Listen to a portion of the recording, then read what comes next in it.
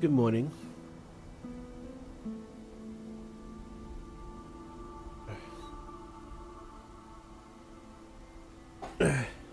What's going on, people? Today we are doing Act 3 of Tainted Grail, Fall of Avalon.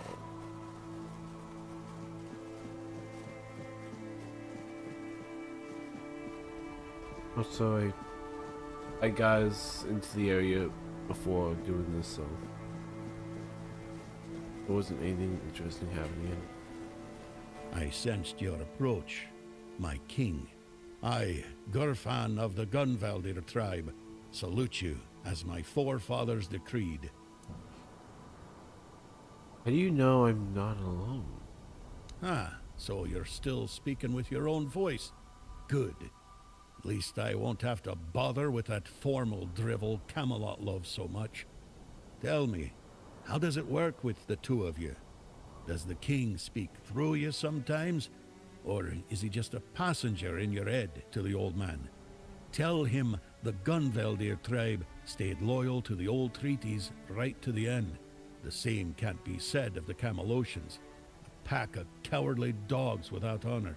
I hope Arthur's squirming in your head, seeing what his beloved capital has been up to. What kind of treaties did you have with Arthur? Normal ones, honorable. He entrusted us with the Forlorn swords and his crown, the one he used to command giants. We were sworn to guard them. In return, Camelot was supposed to leave us alone, now and forever. But the Camelocians didn't hold up their end of the deal. May their souls rot in the weirdness. Can you hear me, Arthur? The treaty is rubbish. I'm rallying the tribes, and we're marching on Camelot. Nothing can stop us anymore. Except ourselves, damn it. King Arthur wants to reclaim his helm. Why? He's barely gotten his life back, and not even all of it. Does he have a death wish or something? There's a passage, sure. And if you're Arthur, it will open for you. Go ahead, if you think you're strong enough. Nobody's gonna stop you. But let me warn you, it's not going to be an easy journey, or a short one.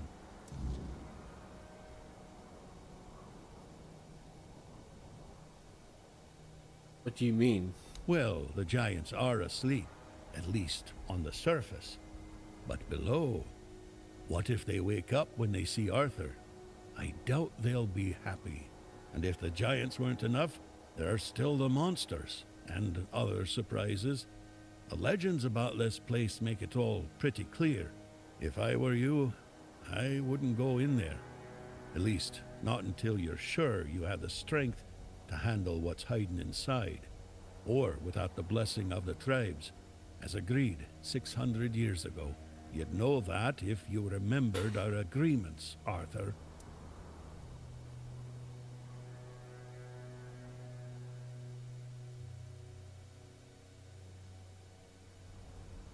Blessing of the tribes? Yes. The funny thing about our king, as you may already know, was that he was pretty sure of himself and his abilities.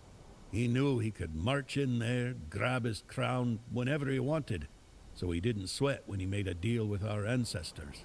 He said he'd come back for his royal hat, only if the kingdom was in a dire situation, and if all tribes agreed to let him. Traditionally, this was meant to be done during a moot, an assembly of the tribes, and I'm calling one, so we can help each other out, if you're up for it.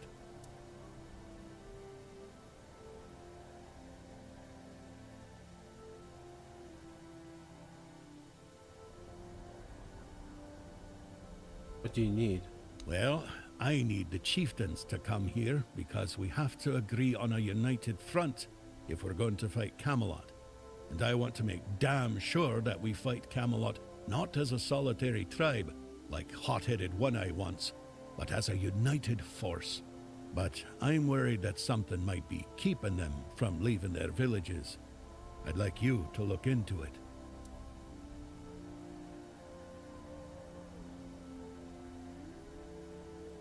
Why would the tribes listen to an outsider?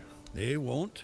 our tribes aren't exactly known for getting along, and gathering them all in one place at the same time, that's almost a miracle. But now they've left Gunvelder in its time of need, and they're ashamed. And that's even worse. That's why you have to shame them even more, so that they have no choice but to come here or risk their honor. And if they say they won't come because, then you'll deal with a because, right? After all, you're the king, aren't you?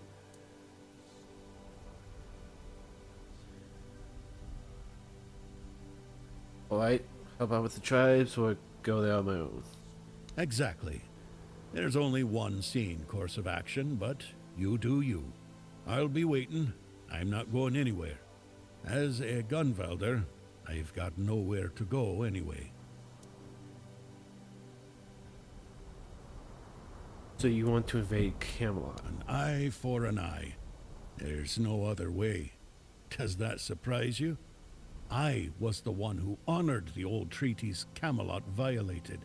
I was the one who tried to convince One Eye not to throw people into guerrilla warfare, but to organize a proper military campaign instead. But for that, I'd need united tribes. And getting us all to work together on our own turf? That's proven to be exceptionally difficult. Why did Camelot attack the Gunvar tribes? If you ask me, they got scared. The giant in our village started glowing.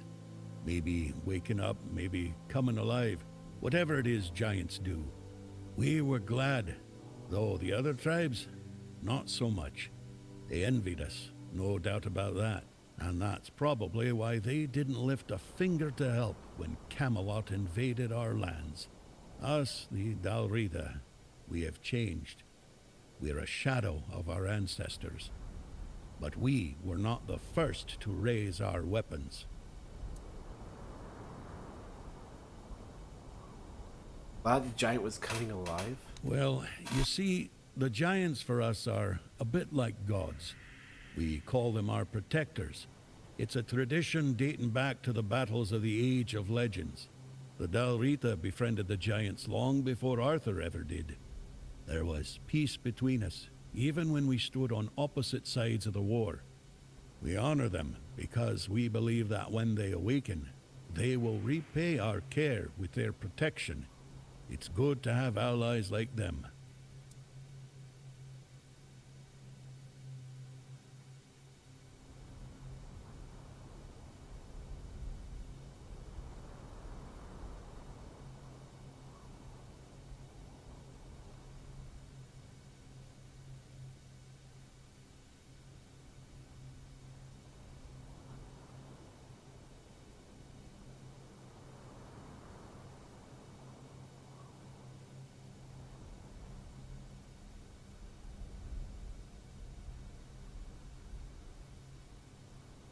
So I had to grab something. Tell me more about the Gunvalder tribes. What can I tell you? We're gone. Only a few of us are left, scattered across all of Avalon. I'm still here, and so is One Eye. He's convinced he can take Camelot with a handful of hot-headed youngsters. Foolish dreams, suicide, call it what you like. We were brave, proud, and deeply connected to nature. Each of us bonded our soul to an animal, sharing strength between us. I won't tell you more than that. I don't want to. I can't. All of this is still too fresh for me, too raw. How did you know King Arthur is with me? King Arthur? His presence clings to you like a shadow, unmistakable to those who still remember him. Your words, your actions, they carry the weight of him. The way you stand, even your damn stubbornness. Arthur always left his mark on those he touched. The Gunvelder haven't forgotten. Betrayed by Camelot or not, our blood still remembers the old king. But don't mistake my recognition for trust. If Arthur truly walks with you, prove it. Show me his legacy still lives and breathes. How many tribes are there? As of now, 4. The Volker, the Svein, the Ulfra, and the Toid. Each one with its role, each one with its problems. Tell them about the Volker. The Volker were our berserkers, Mather's chosen warriors, unstoppable in battle. But Mather abandoned them, or so they believe. Now their rage is dulled, and they're slipping into despair. If we don't reignite their spirit, we risk losing them entirely.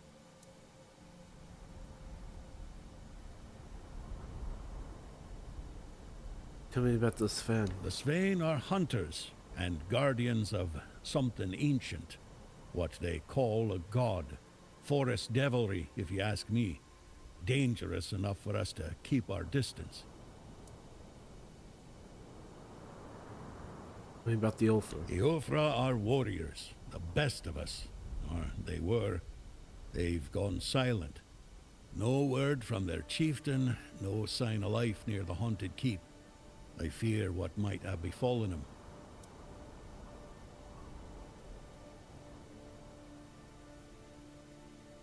Tell me about the Thu. Mages.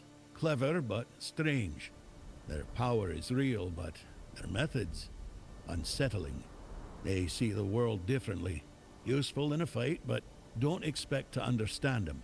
Still, strength is strength, even if it's wrapped in riddles and sparkles. Each tribe carries a part of our legacy.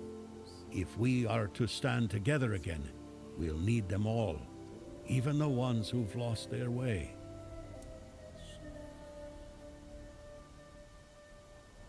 Guarding the Moot. Yes? Who have you managed to convince?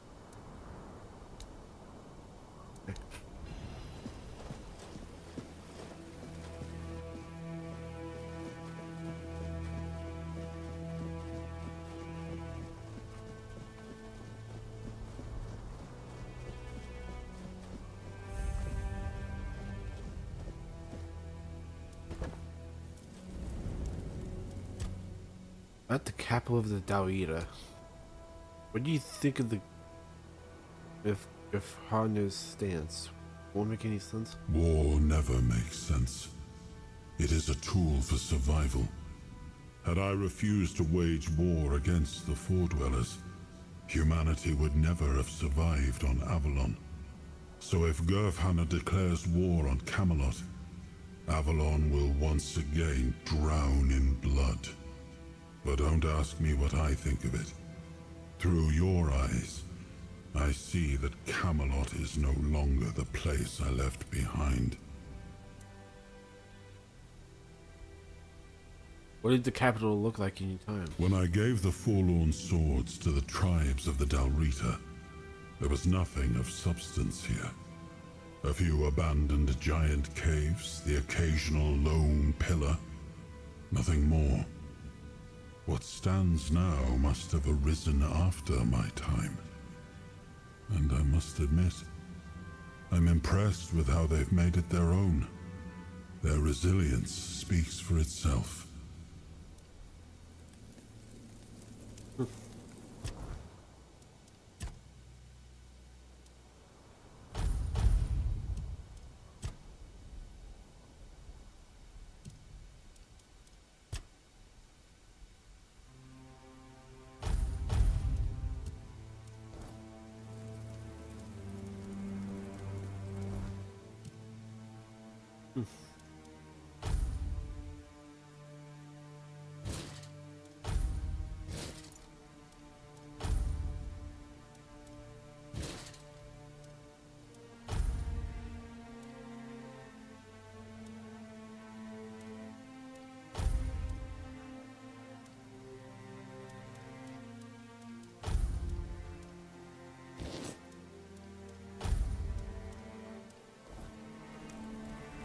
They got this armor off a dead body.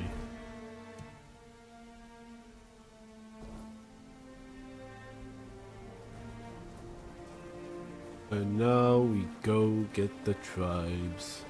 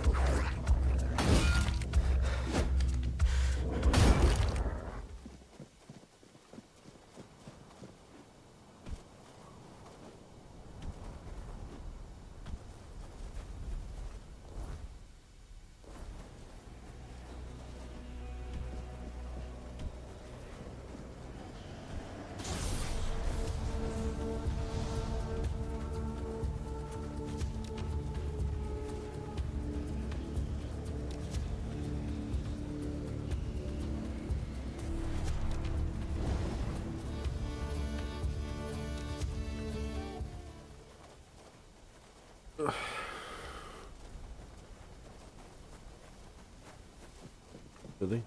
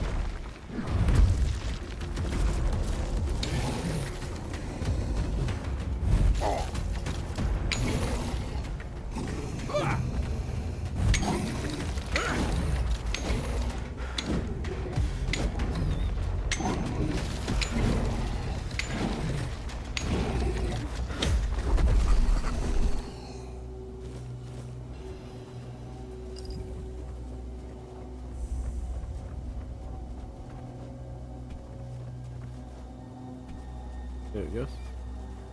Fuck that big motherfucker.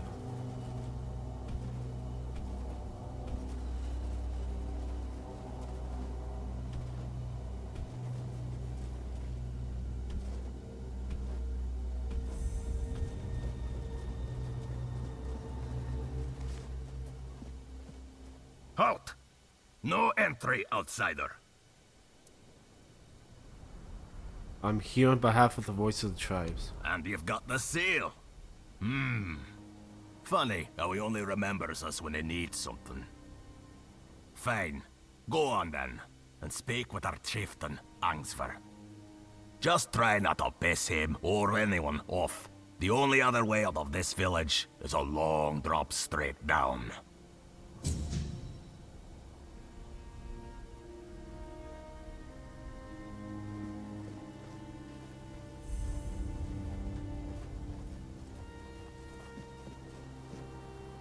Oh boy. You don't belong here. Mother speaks and I listen. She says you must be tested. Mater. Why does she want us to fight? Fine, if it's a fight you want, I won't hold back. That's more like it. A true warrior doesn't shy from battle. Come on then, let's see what you're made of. Mother watches. Prove yourself or fall like the rest.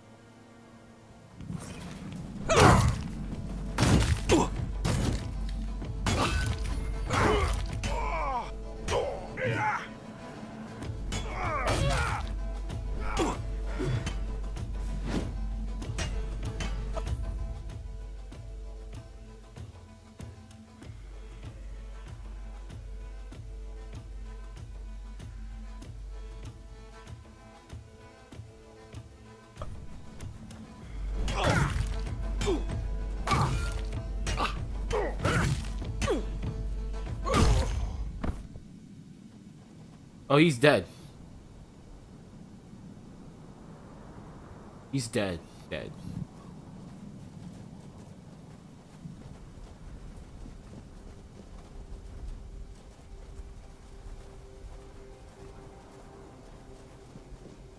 Ah, so you're the one who lit up the sad old pillar.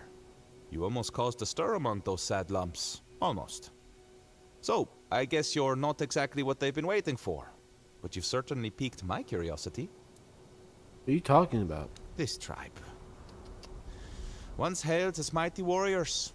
Now they're just sitting around, waiting for someone to save them. If it's not their matron they're hoping for, then it's for the pillar to flood the village in scarlet light. They've lost their purpose and are desperate for someone to give it back to them. What's a matron? That's what they call their priestess. She disappeared long ago and never returned. The Volker claim she took Mater's favor with her, leaving them cursed. They act like a spoiled child whose mother suddenly got cross with them, and they can't understand what is happening. It should be amusing, but somehow it's not. What does the pillar glowing even mean? That's a good question. The pillar reacted to me when I first arrived, although very faintly. And now it's reacting to you for some undeniably fascinating reasons I'd love to hear about. But here's the real puzzle. Why does the pillar respond to creatures touched by the weirdness?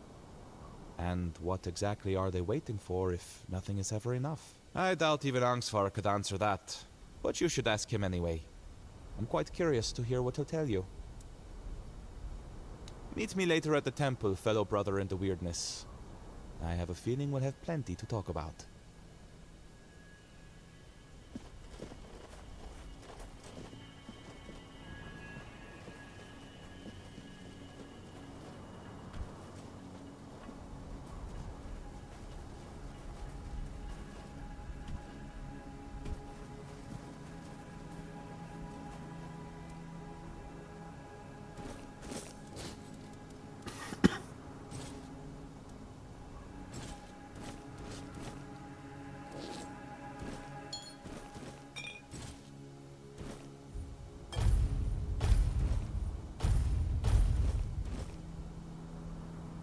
Oh, Bloodsting is...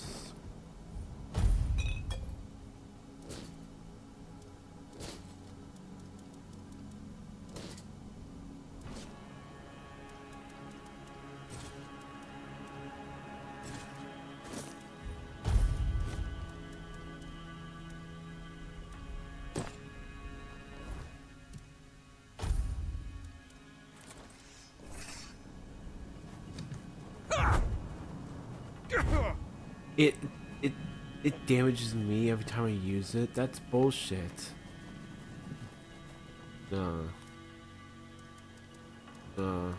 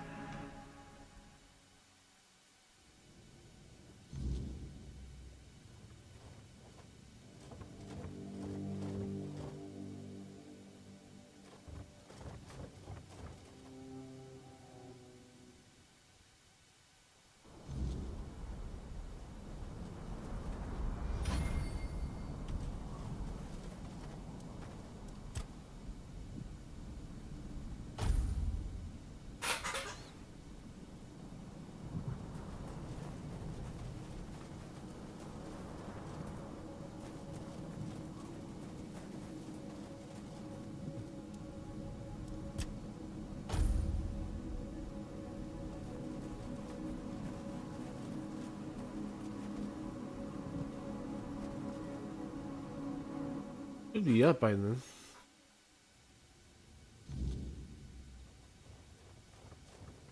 Off with your strain. I'll take a look at what I've got.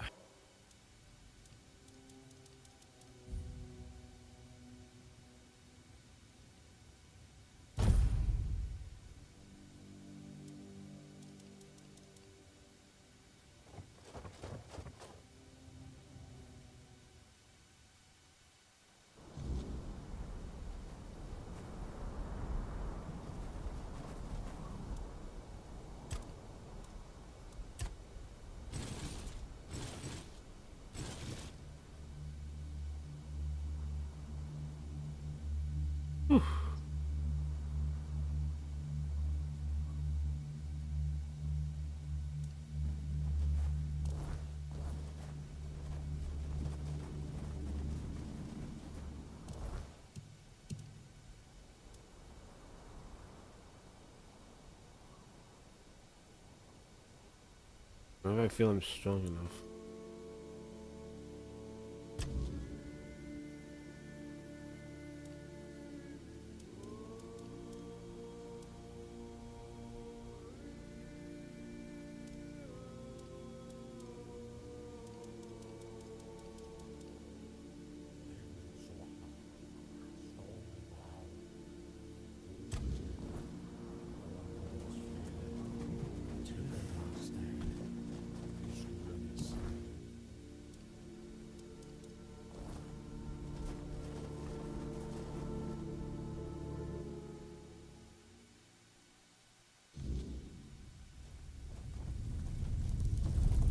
Greetings, stranger.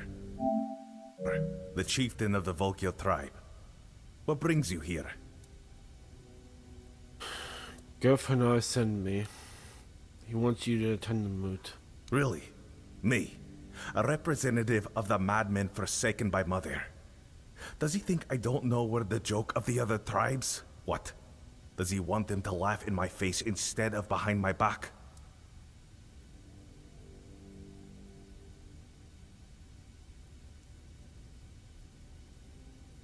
Madman. That's what we are in the eyes of the other Dalrita.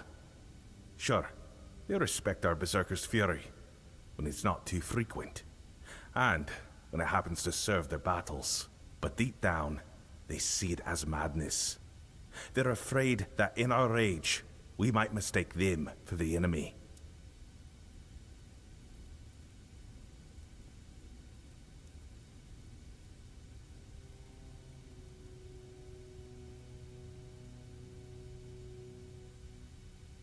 Girlfriend wants the tribes to come to an agreement about camp. An agreement? For centuries, every tribe has only looked out for itself. A single conversation isn't going to change that. Besides, with the others there, we'll never be treated as equals. That's just the way it's always been. Unfortunately, I must refuse. The vocal tribe will not join the moot. We have our own issues to attend to.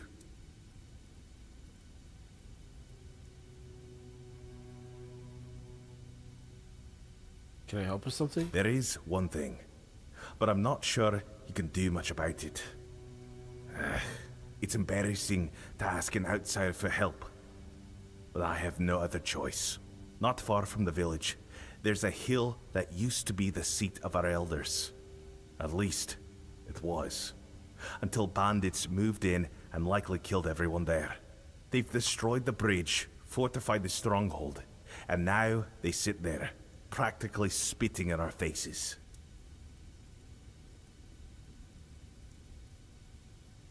They took over the land of the Dalrita, right next to a village full of warriors. I know. We've fallen far.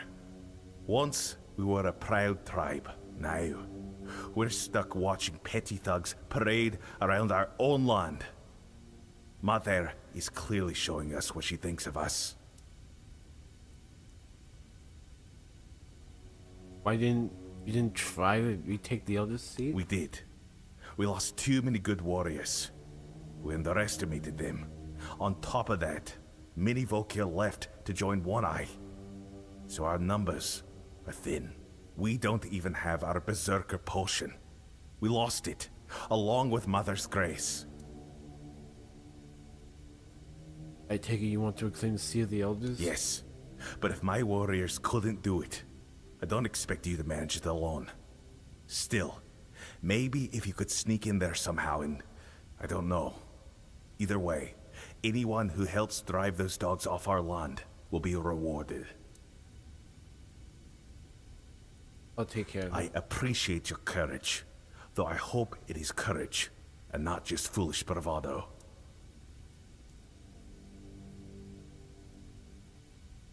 When I entered the village, one of the warriors challenged me to a duel. Ah, Taig. Taig was a problem. The poor man had gone mad. He claimed to hear Mother's voice, that the goddess was commanding him to fight and die a noble death. Someone would have granted him that death long ago. It would have been kinder than his torment. But defeating a madman in combat brings no honor, so he suffered. And we suffered alongside him. Your act was an act of mercy. It's good that someone finally took it upon themselves to do it. We'll need to inform Helmi, Taig's widow. It's best if you handle it. Offer her your condolences. And don't worry, she'll understand that it had to be done.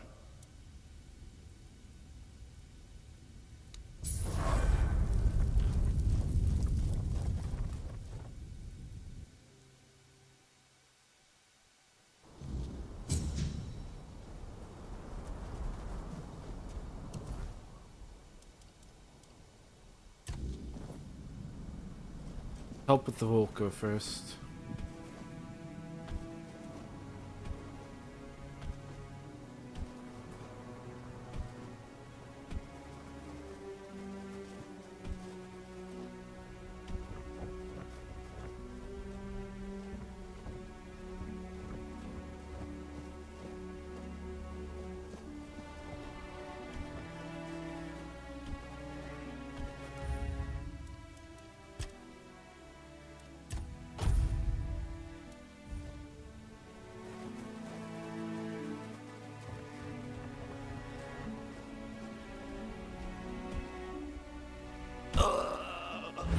Get back there.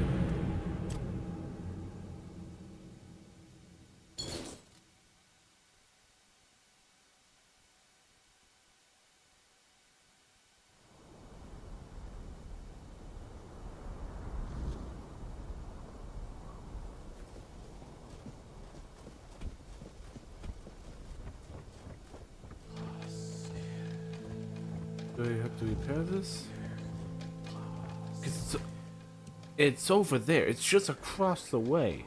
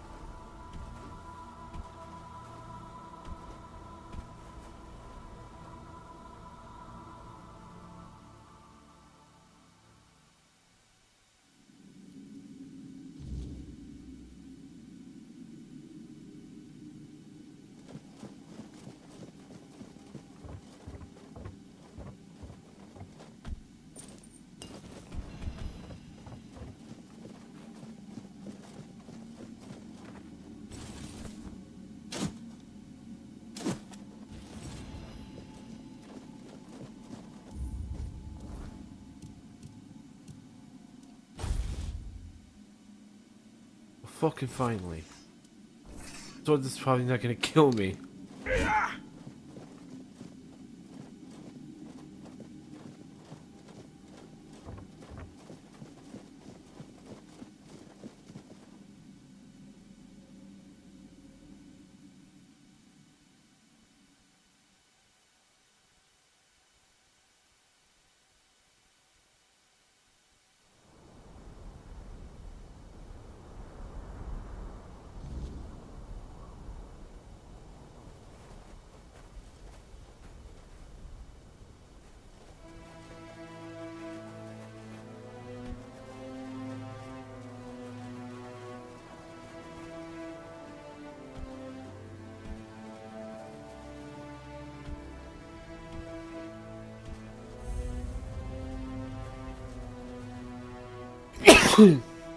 Sorry about that.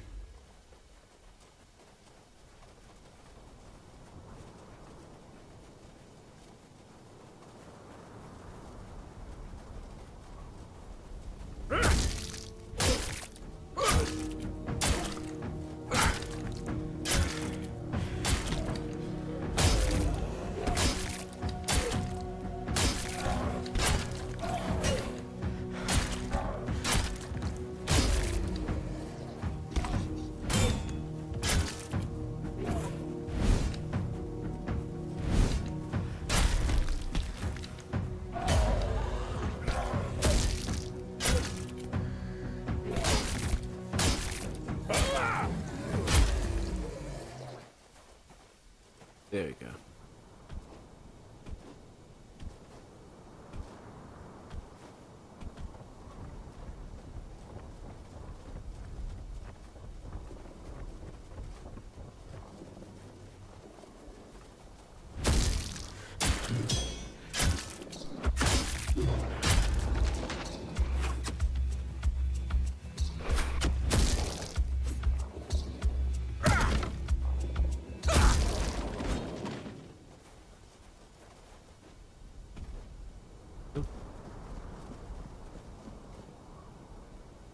no, traveler. I am not. But we were forced, and Were you? once he had a name. Once I had a death. Now we have neither, but we're looking for the same thing.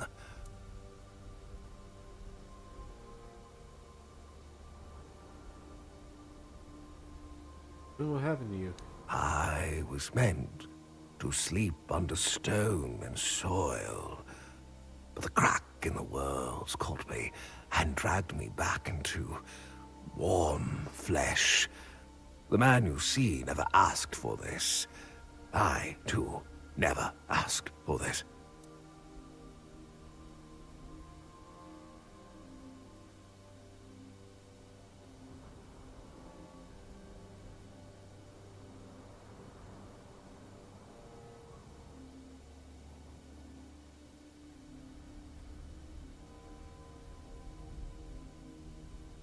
What are you looking for?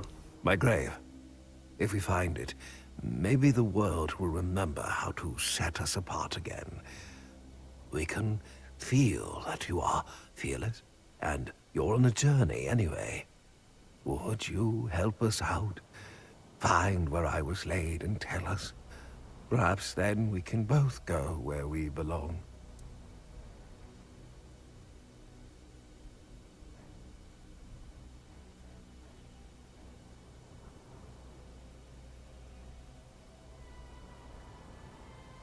Any directions that might help me find your grave? All I know is I am not of this soil.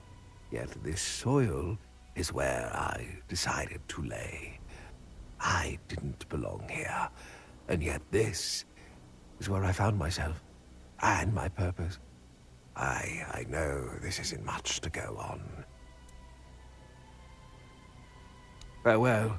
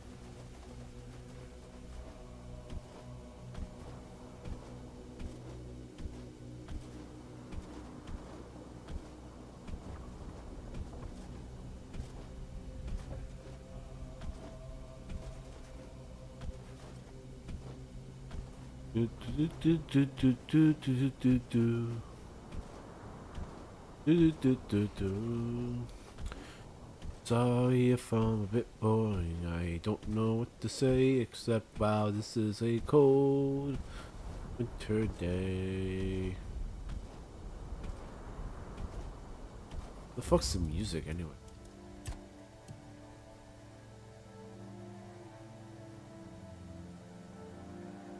Disable copyright. There's no copyrighted music.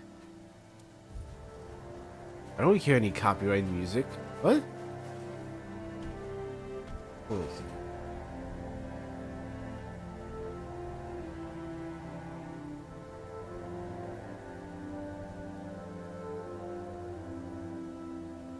How are they copyrighted? How is every single stream copyrighted? What music are they using that is copyrighted?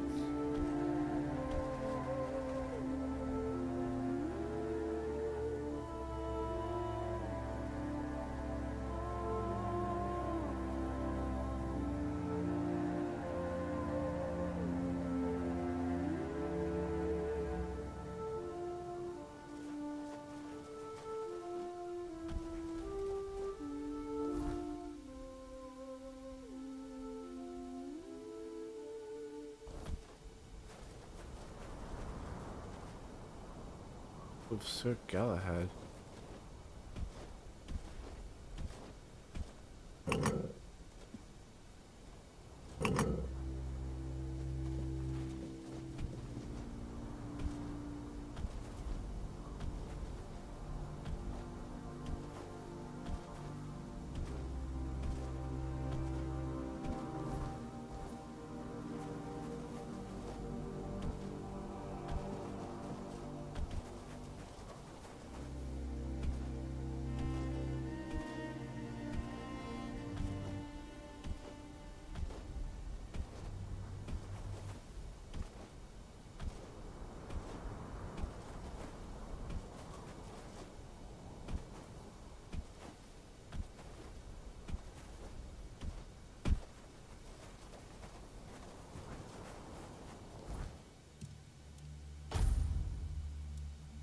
And I have no healing.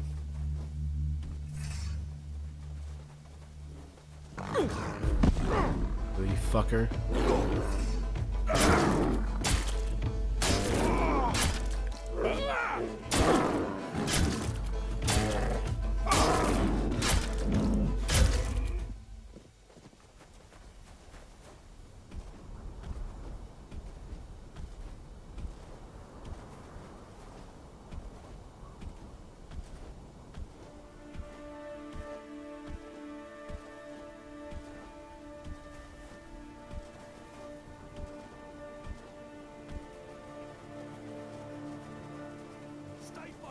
Have at thee.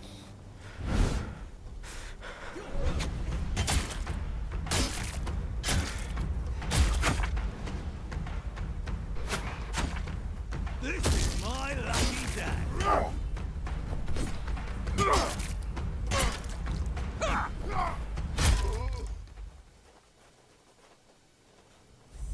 Someone's out there.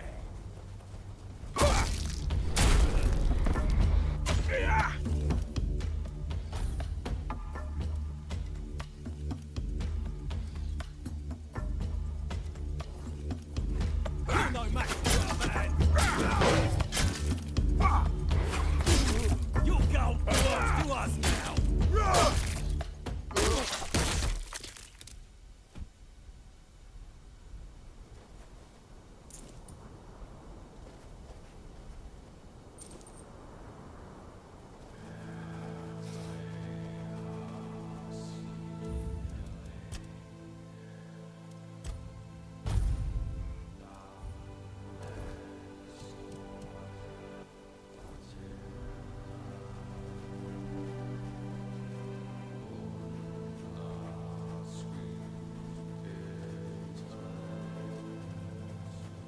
We have company.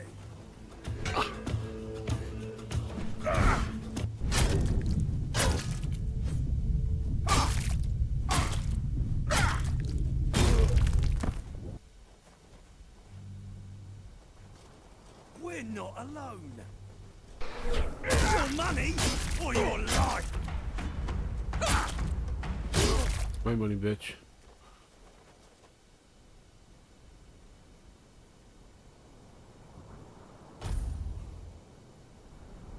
There we go. I got my health back.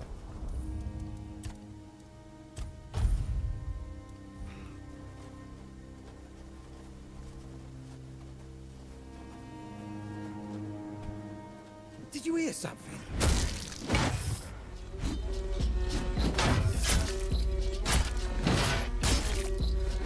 Oh, is that something?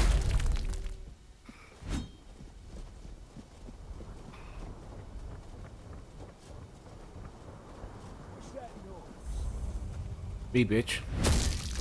You're no match for our band. Why is there a rune bear? We'll make more work of you.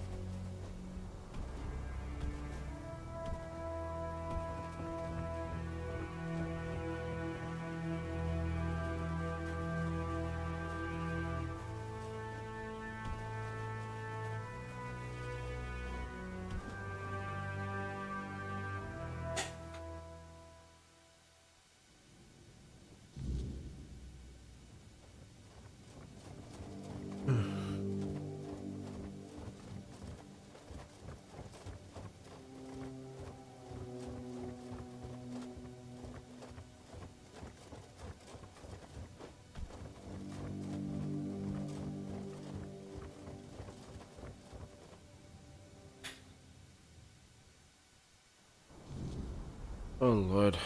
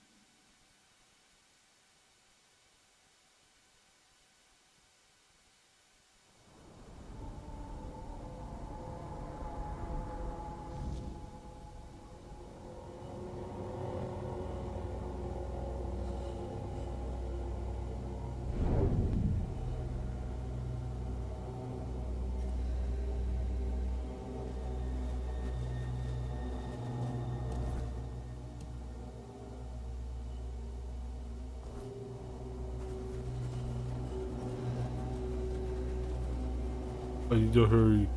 I need to hurry.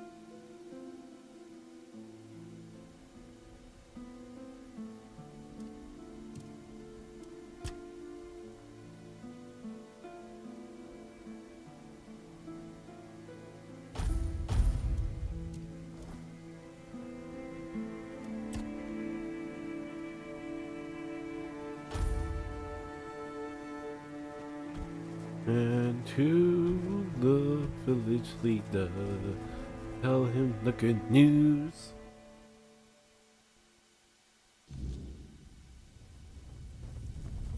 Good news. I've reclaimed the seat of the elders for you. Really? How? No, don't tell me. Let it stay between you and Mother. I feel she has a hand in this. Thank you for stepping up for us. I promised a hefty reward, and now it's yours. And since Mother helped with reclaiming the seat of the elders, maybe her grace will also guide us with the matter of the empty temple. Stop it. The empty throne? Frigg, the matron who served there, disappeared one fateful day. We searched everywhere, but it was no use. It was like she vanished into thin air.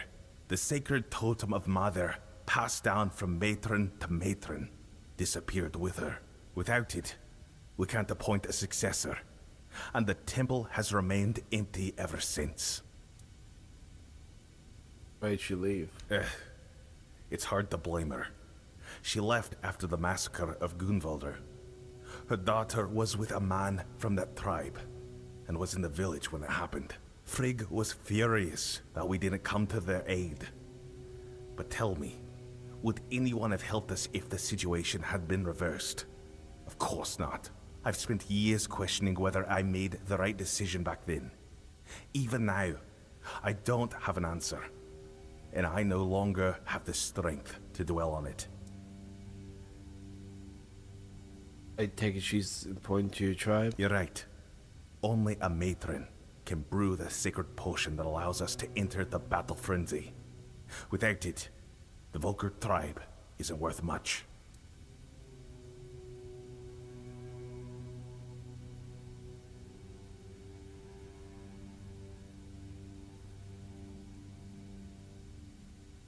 Wanna find her? I can We help. gave up searching for her a long time ago. It's pointless. Mother made her judgment clear. But if you're set on trying anyway, speak with Bride. He'll know more than I do.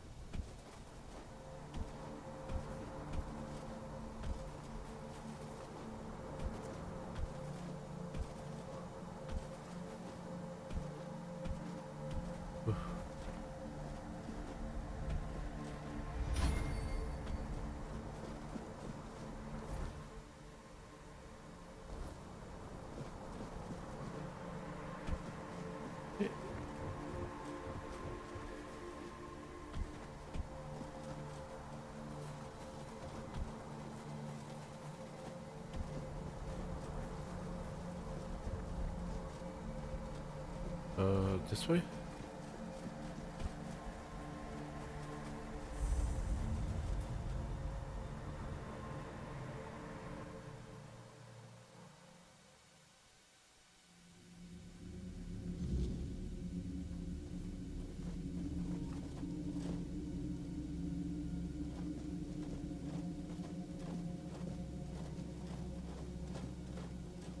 Hello again, fellow outsider. Welcome to the heart of the Volker's desolation. Angsvar said you could tell me about missing matron? Matron freak. I doubt she'd have been pleased to see me here, in a place that belonged only to her and those who came before. The Volkers say she cursed them and left, that Mater herself hid her tracks so she could never be found. They're wrong. At least about finding her. She may be gone, but her presence is everywhere. You just need to follow it. What do you mean? You've seen it by now. On Avalon, the weirdness is always there. Thick in some places, thin in others, but never truly gone. And everyone leaves their mark on it. Some faint, some strong, but someone like the Volker matron, she'd leave a trail bright as a blaze. You just need to find it.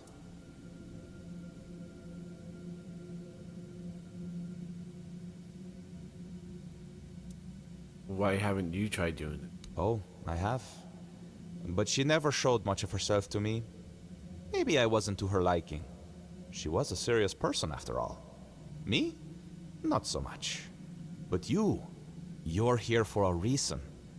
She might favor you more, or perhaps the weirdness itself will. It's worth a try, isn't it? How do I find it? First, you'll need to sharpen your senses to the weirdness. I have something that can help, but before you set out, I want to ask a favor. When you find the totem, don't go running straight to Angsvar. Bring it here instead. If a new matron takes her place, these doors will close to both of us forever. And I need to know what's behind them. I'll repay you, I promise. Answers and more. Excellent. I can hardly wait. Here, ether bloom.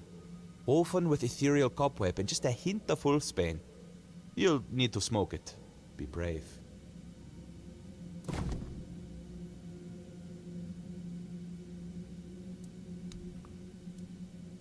You don't have any healing, so...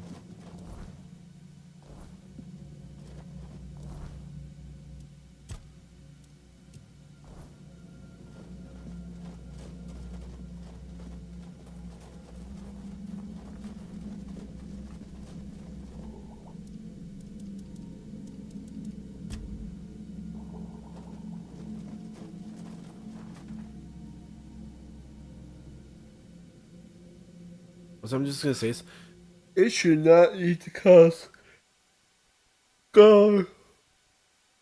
It should not need to cost gold for me to improve my weapon.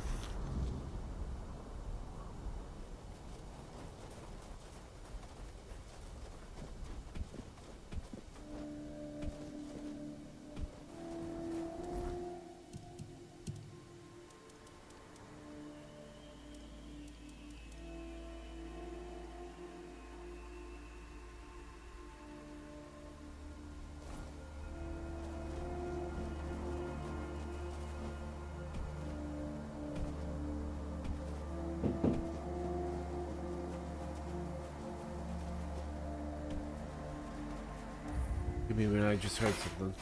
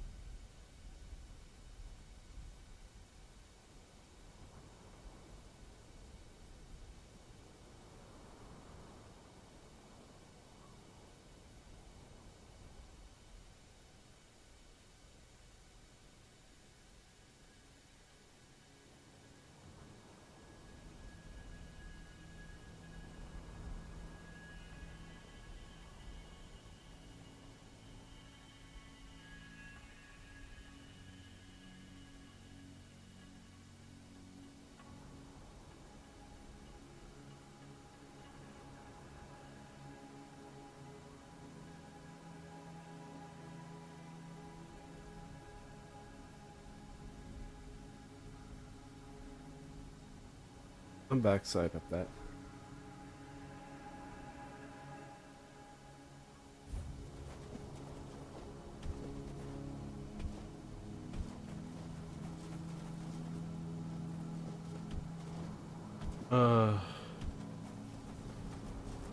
Deals with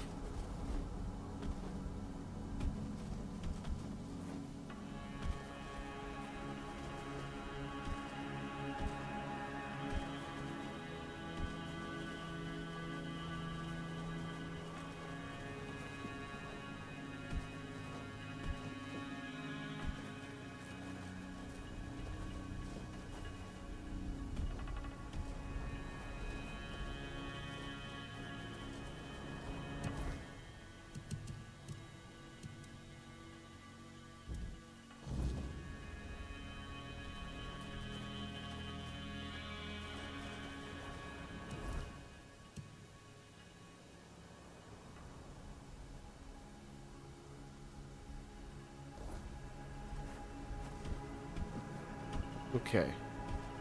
Now, we'll find the insignia. Man, this stuff hits harder than weed. I say that in the joke of my character smoked something I'm not on.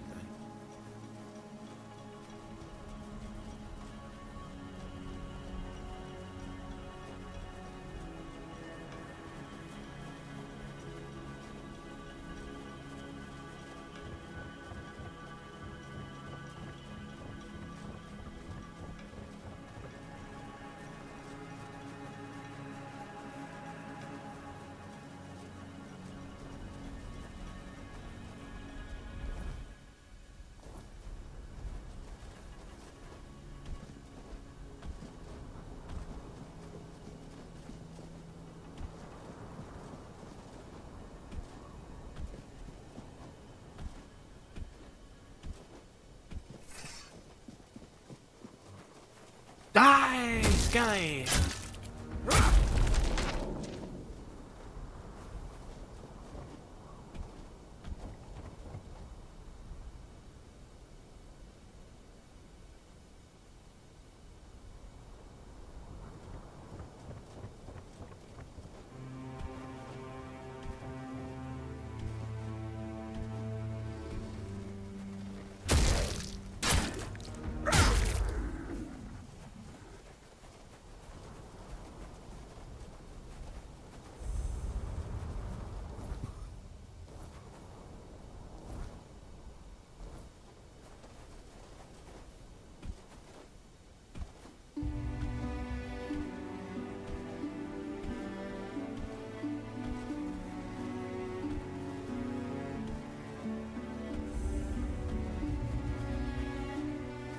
There you go.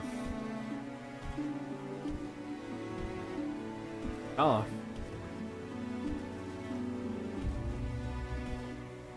Bring it, you corpse eater!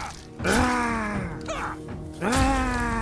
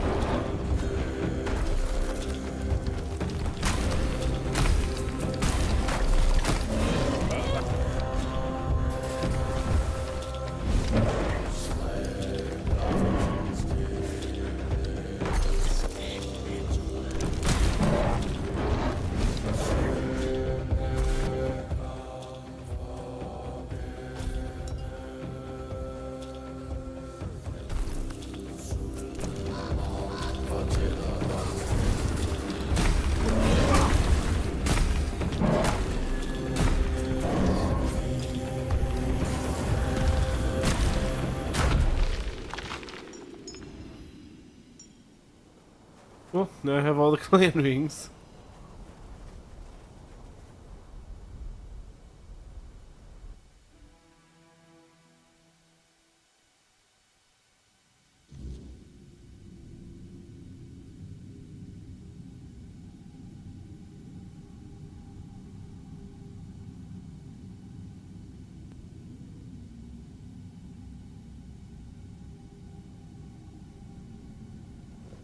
Okay.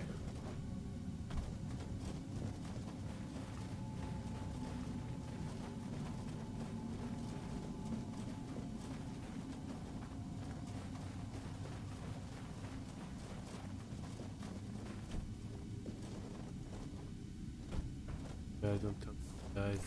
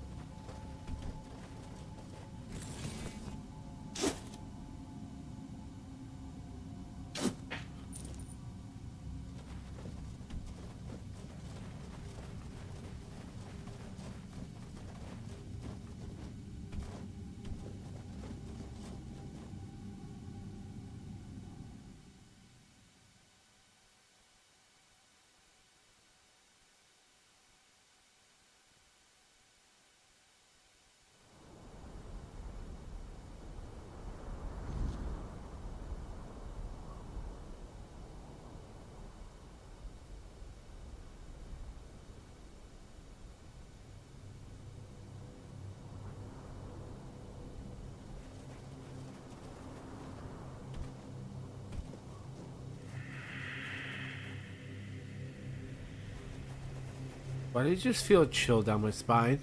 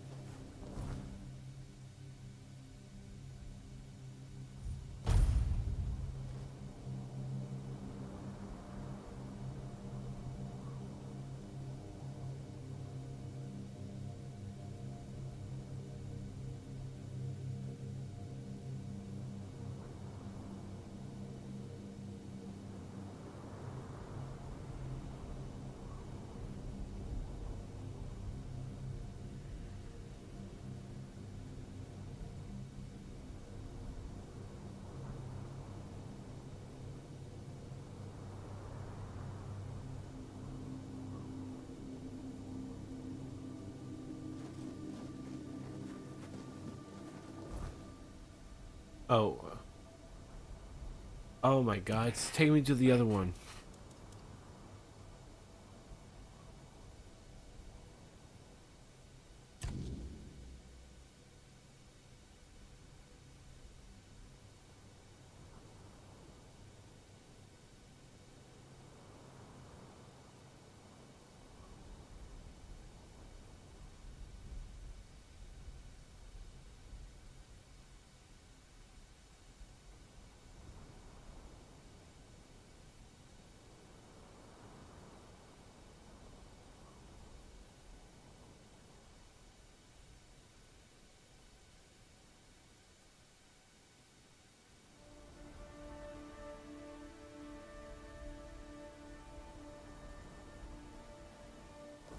Yeah, let's go give it to Breedy.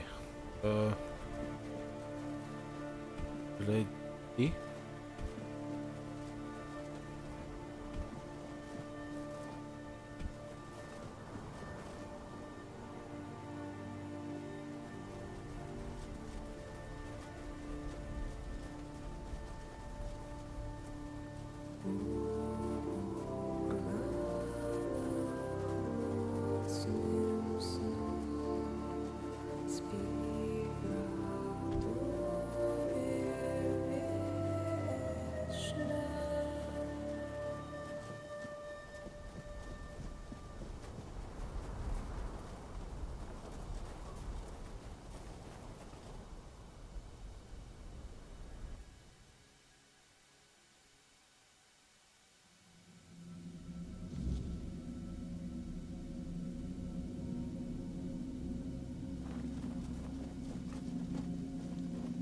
It's always a pleasure to see you, fellow outsider.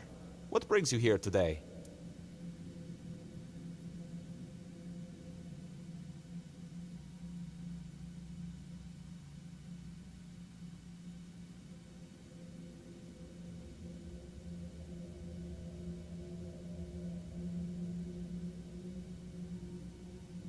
I have the totem. Now that is exciting. But please, the honor should be yours. You're the one who put in all the hard work, after all. I'll be right behind you.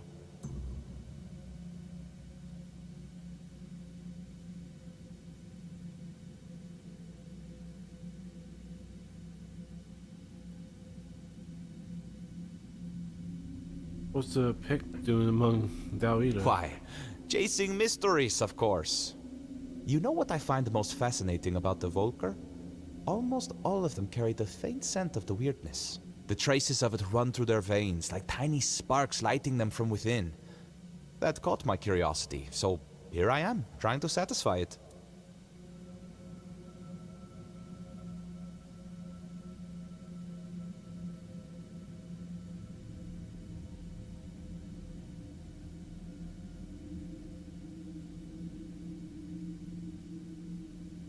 Angsvar let me stay because the pillar glowed when I arrived, and everyone decided it meant something.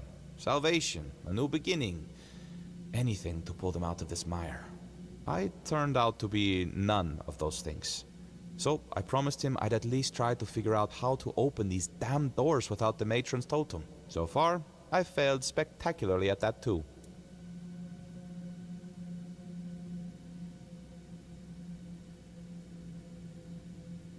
They let you live in their temple? There's no priestess, no goddess, and barely any believers.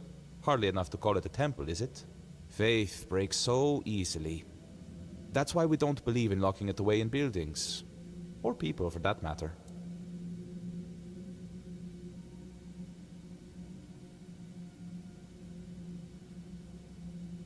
What mysteries have you uncovered so far? Other than their famous battle rage being less about their goddess's wrath and more about the weirdness churning behind these doors? Not much, sadly. The mysteries just keep piling up, as they always do. Speaking of which, there's something I want to ask you. You're not one of my kin, yet you almost feel like one. It's a bit distracting. Tell me, what's your secret?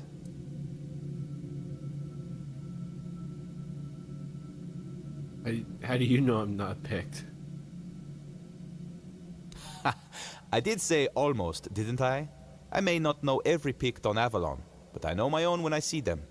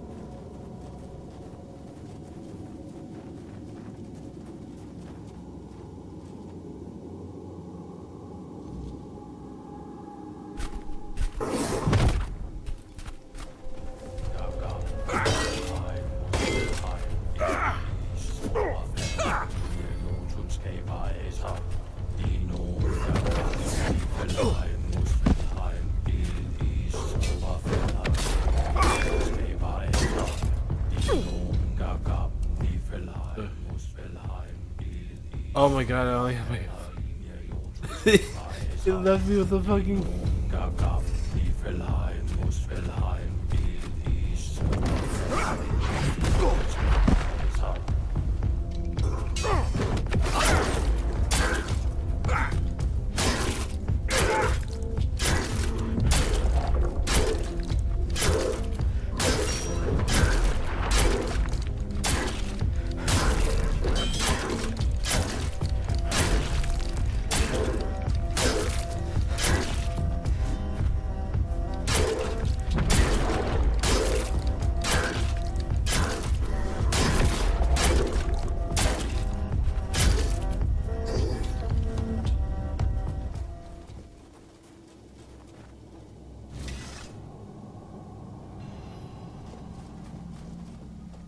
Oh, you're back. I tried following you, but the door shut right in front of my face. Almost on my nose, to be honest. Maybe I could go in now, but first, I'd rather you just tell me what happened in there.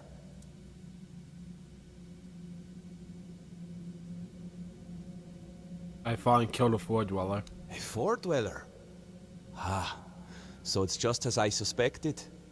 But why would a Fort Dweller be in what's supposed to be the Temple of Meter?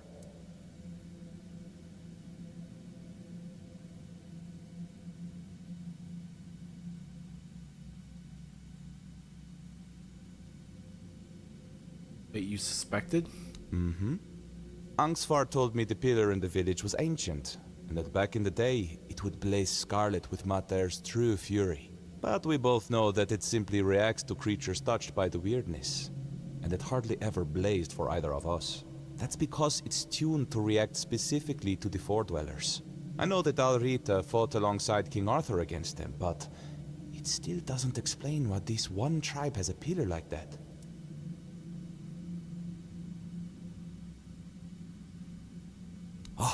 Oh, I see now. According to the Volker legends, the first berserkers were born on the battlefield during the war with the Fort Dwellers. Mater was supposed to lend them her anger and strength, but maybe the truth is far more visceral. Blood has power. The druids always knew that. And the blood of a Fort Dweller must have been the purest weirdness, the purest intent. If you believed it could make you invincible, then that's exactly what it would do.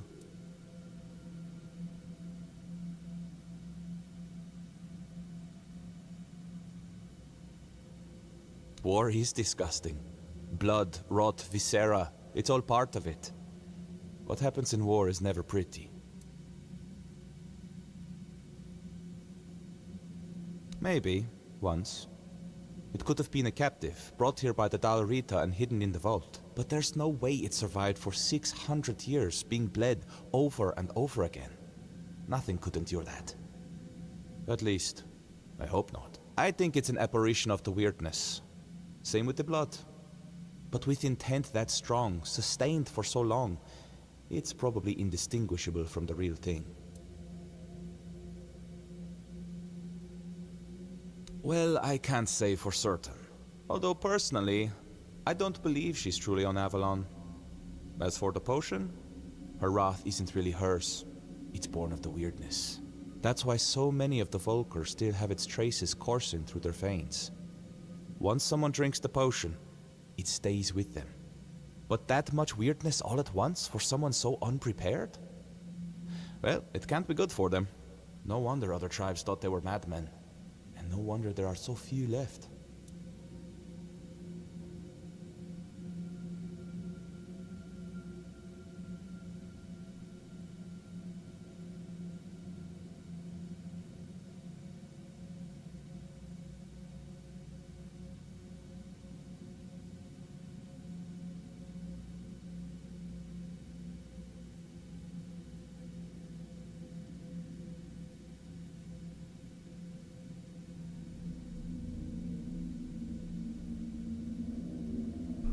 Should we tell Angsvar? You will do with this knowledge what you see fit. Angsvar and I, we've had our differences. I doubt he'd believe me. And honestly, I'm not brave enough to try to convince him. Now, I promised you a reward. I'll give you something he refused, but it might be of some use to you. I've managed to create a recipe for something similar to their potion. It's not as potent. But now that I know what it is, it's far less damaging to the body. Take it. You look like you've still got a long journey ahead of you.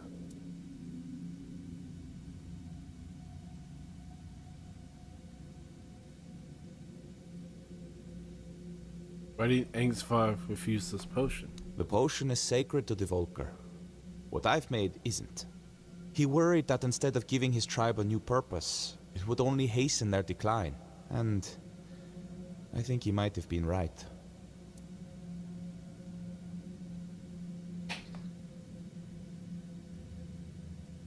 Thank you. Don't mention it. It's been a pleasure meeting. I think I'll stay here for a while and see how things unfold. After that, I'll find another mystery to chase. Who knows? Maybe our paths will cross again, fellow traveler in the weirdness. In the meantime, try not to get into too much trouble. Unless it's something interesting.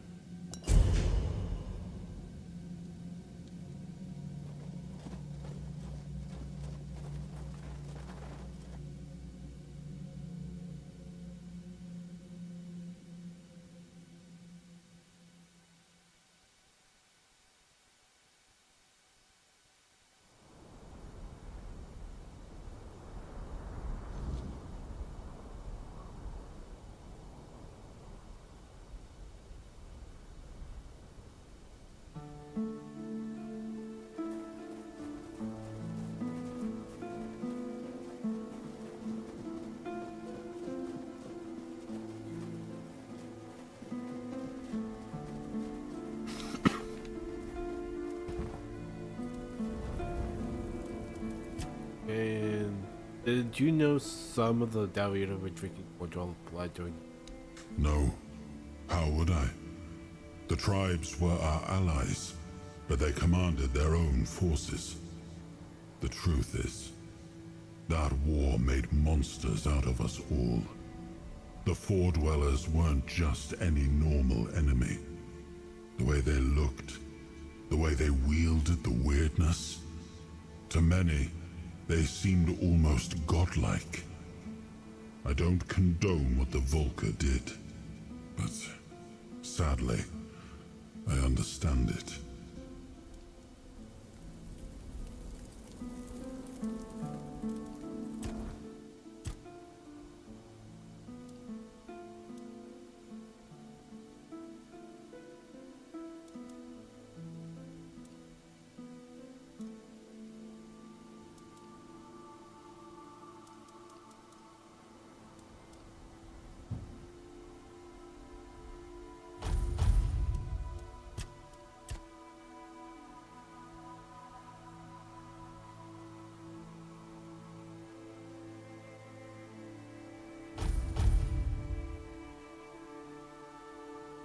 There you go.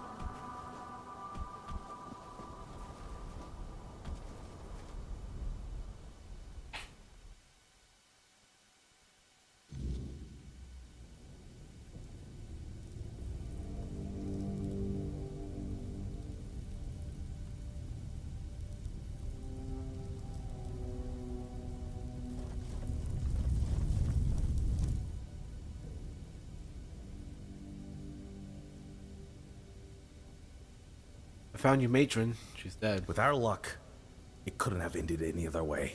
But the totem, was it with her? If so, we can at least name her successor. Yes, here it is. Could it be that Mother is finally smiling upon us? Thank you. Feels like seeing the first light of dawn after a night that refused to end.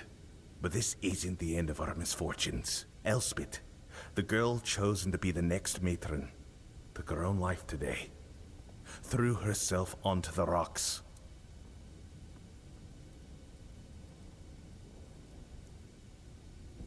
Why would she do that? Hard to say. It's been a dark time for all of us. But maybe she had her own burdens. Ones we never saw. Shame she chose such a dishonor. Shame she did it. Are you sure no one had a hand in this? Certain. She was well liked. Nobody would have had anything to gain from her death. And I refuse to believe that any Volker would kill their own kin. Especially not a matron-to-be. We need a matron. And if she won't name one, I'll have to do it myself. It goes against tradition. But I don't have a choice. Maybe you should check Elspeth's hut. See if she left any notes or hints about who should follow her.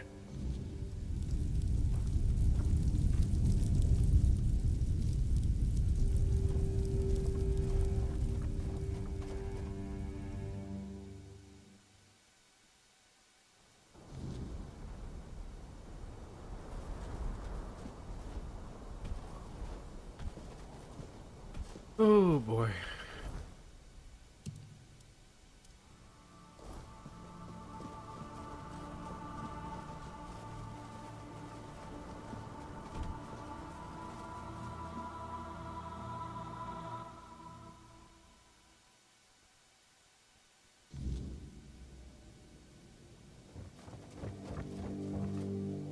So? You? What are you doing here? Haven't you done enough? What the fuck did I do? You're to the you? reason Elspeth is dead now. If you hadn't pried into Volker business, she'd still be here. What are you talking about? You brought back the matron's totem. We hoped it would stay lost forever. But now the doors are open again and Elspeth's worst fears have come true.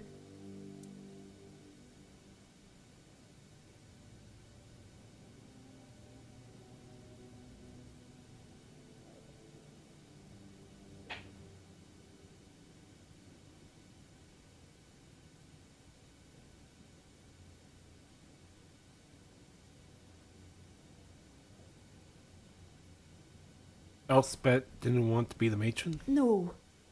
Frigg had chosen Elspeth's mother as her successor, but then Frigg disappeared and Elspeth's mother fell ill. Everyone feared that even if the totem was found, we'd be left without a matron. On her deathbed, Elspeth's mother named Elspeth as her successor. She never wanted it. But you don't refuse your dying mother, do you? We thought the tribe would eventually move on, find new ways to worship Mather, and leave this madness behind. But then you showed up. Couldn't Elspeth just refuse to become the matron? And bring down the wrath of the entire tribe on us both? After everything that's happened in Volker, do you really think they'd calmly accept her saying no? They wouldn't care about our plans for the future.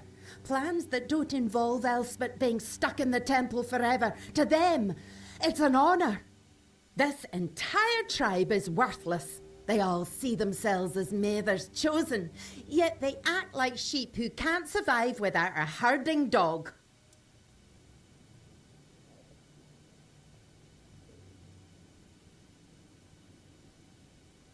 What was Elspeth so afraid of?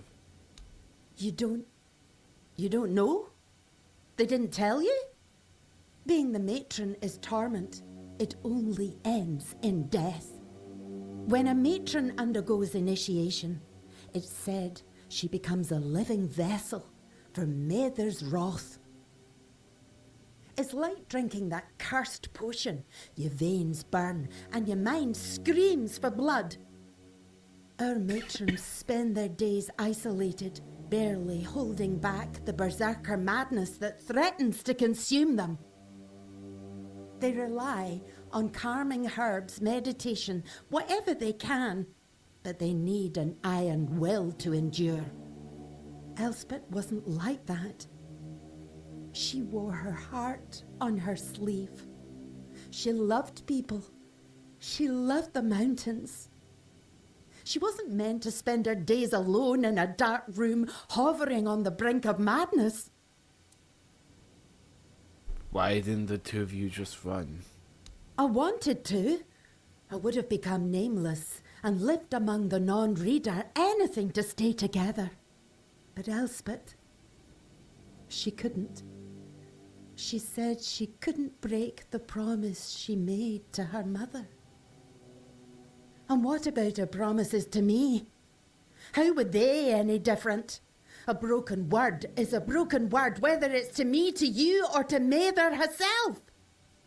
She didn't want to live without honour. But she died without it anyway, and I couldn't stop her. I couldn't do anything.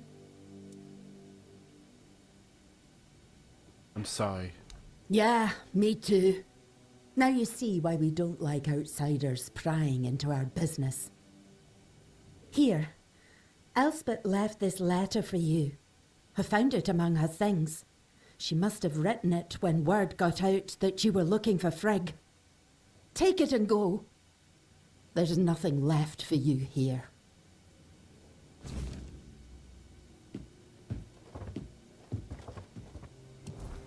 Right.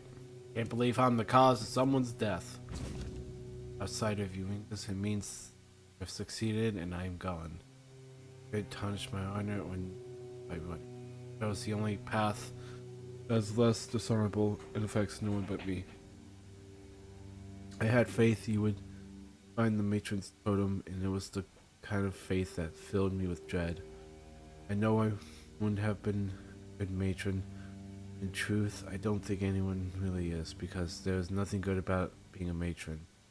What goddess, what mother would condemn her daughter to a life of near solitude filled with suffering? It's cruel, and I don't want to believe Matia could be. I wish there was a way to end it all. No matron deserves her fate. It isn't a blessing, it's a curse, and the only way for our tribe to be truly free is to break it.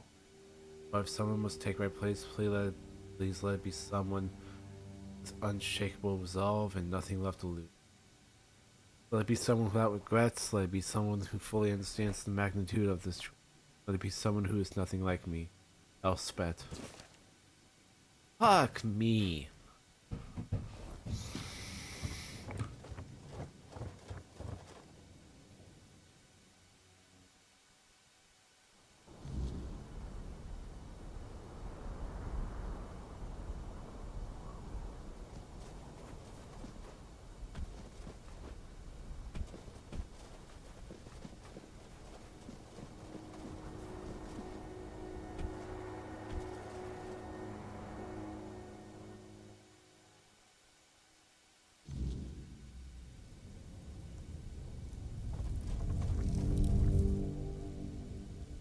Elspeth had some very harsh things to say about being a matron. Dead by her own hand, rather than serve as matron. How could she do this? We needed her. The tribe needed her. And now what are we supposed to do? The tribe cannot survive without a matron, but I cannot force anyone to take the mantle. We've seen what can happen. Find us a matron stranger. Someone willing. Someone with strength. I can't ask them myself. They will obey. Find us a matron stranger, and I will attend the moot. That's a promise of the Volkir. About the new matron for your tribe. Yes. Have you found the right candidate for our new Oh boy. Oh boy.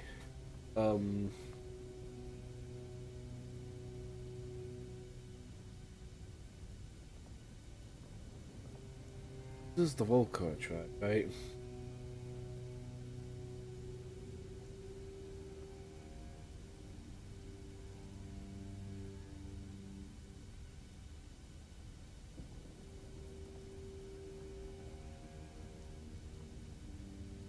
What in the blazes are you talking about now? This tribe fell apart without a matron. How are we supposed to move forward without one? Now that the totem is found, why would we stay as we are? Read Elspeth letter again. Nobody deserves this kind of suffering. I know the matron's role isn't easy, And Frigg showed us just how ungrateful we've been for their sacrifices. But the women were always willing. They saw it as an honor. Elspeth's case was different. And it's not like she ever complained. How was I supposed to know her mother pressured her to agree?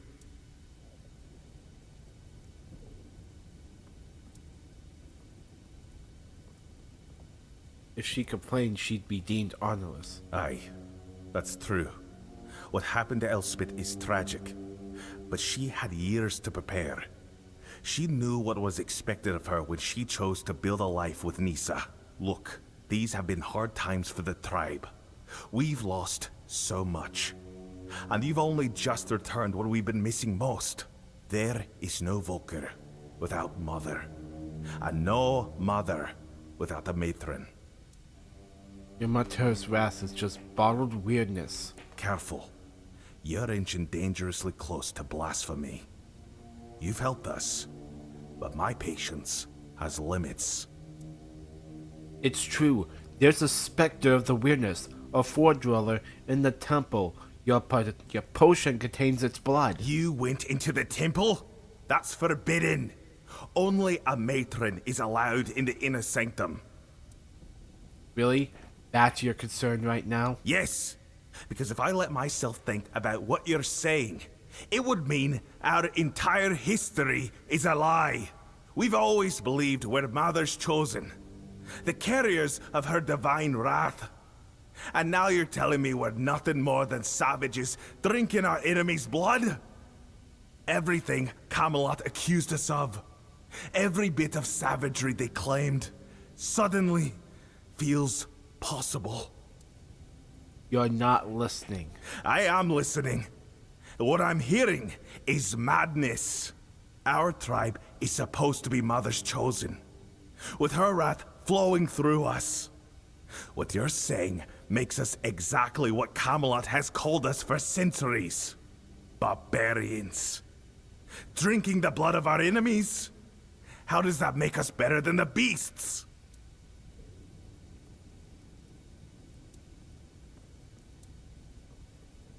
Since when are you worried about what Camelot thinks of you? I don't. It's just... I don't even know what to think anymore. The Camelosians call us savages, and the rest of the Dalrita think we're madmen. And now, it feels like they were right. Should we change, or should we accept that this is who we are? And then there's the moot. Without the Berserker's rage, what do we even have to offer? The potion is harmful. Ride said it's concentrated weirdness. Oh, he's never going to let me forget this. I know.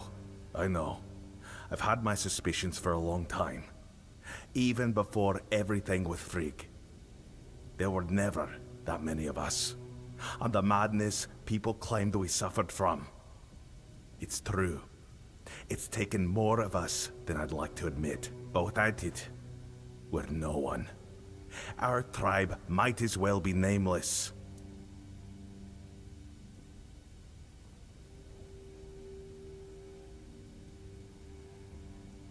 And aren't you still warriors without the potion?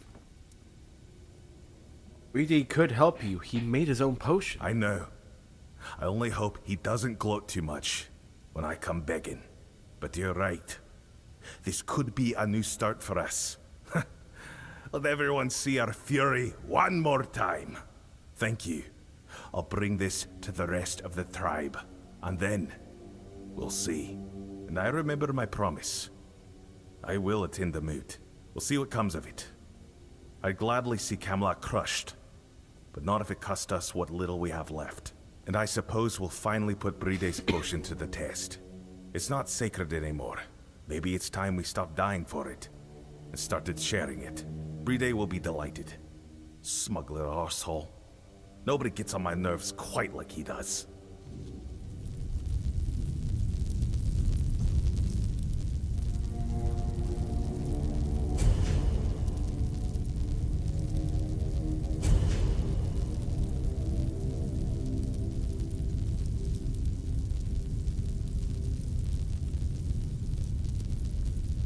You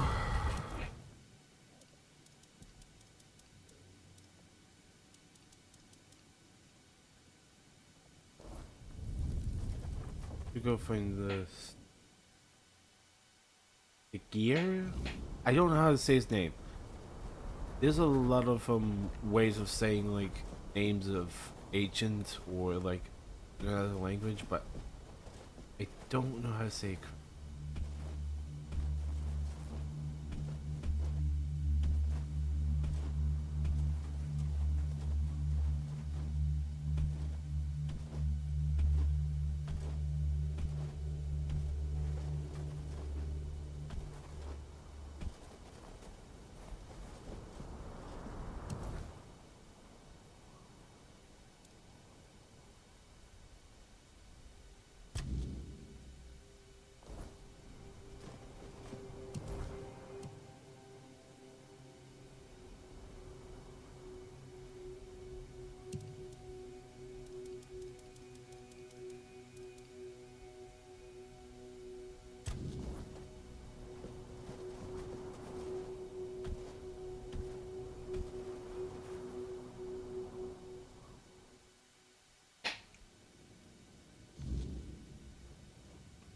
Oh, Tiga, what have you done?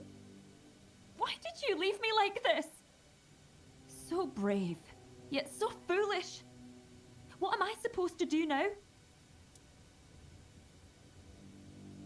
Are you Tig's wife? Oh, you startled me. Barging into a Delrida woman's house without knocking. You're lucky to still be breathing. Wait, you're the one who gave him a good death, aren't you? I'm Helmi. Yes, Tiga was my husband. And I suppose I should thank you. I'm sorry about the duel. I'm only sorry that Tiga is gone. But I am grateful to you. You acted honorably, allowing him to challenge you. No one else was willing to do it. The Delrida think fighting a madman is dishonorable, as if madness could be caught like a sickness. Madder, help me, it's utter nonsense. My poor Tiga. King's father sends his condolences. He'd be the first I'd like to kill. But without my husband and without my calling, I don't know what would happen to me if they cast me out. Well, I'll manage somehow. I've survived one heartbreak with Meder. I'll survive another. Now, please, just leave me alone.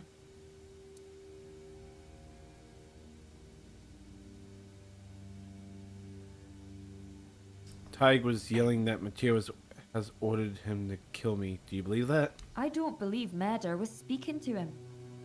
And I know what I'm talking about. Before I got married, my greatest dream was to become the Volker matron. But I believe that he believed it. That's why they thought he was mad. If I had become a priestess, Tiga would still be alive. I would have loved him from afar, but at least he'd still be here. You couldn't have predicted that. Don't blame yourself. It's hard not to. Maybe there was something I could have done. Maybe I missed some symptoms, signs that his illness was getting worse. It's nice of you to try and comfort me, but I need to deal with my grief on my own. Though I'll admit, right now, I'd gladly kill half of my tribe. Especially those who refuse to grant him a good death. You don't think Tig was mad? Do that quick.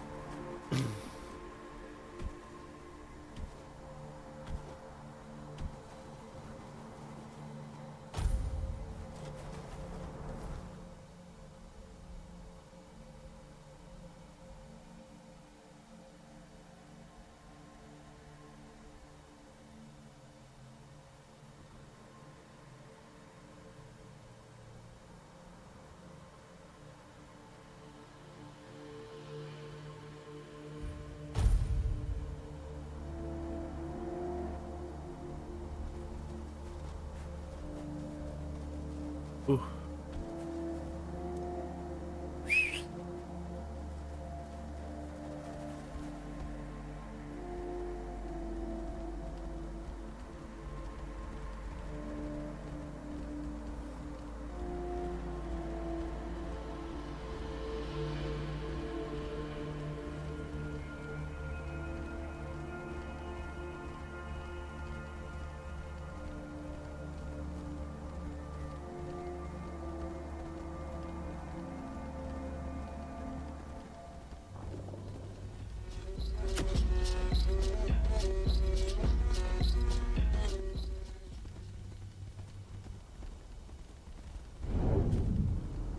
Oh, great.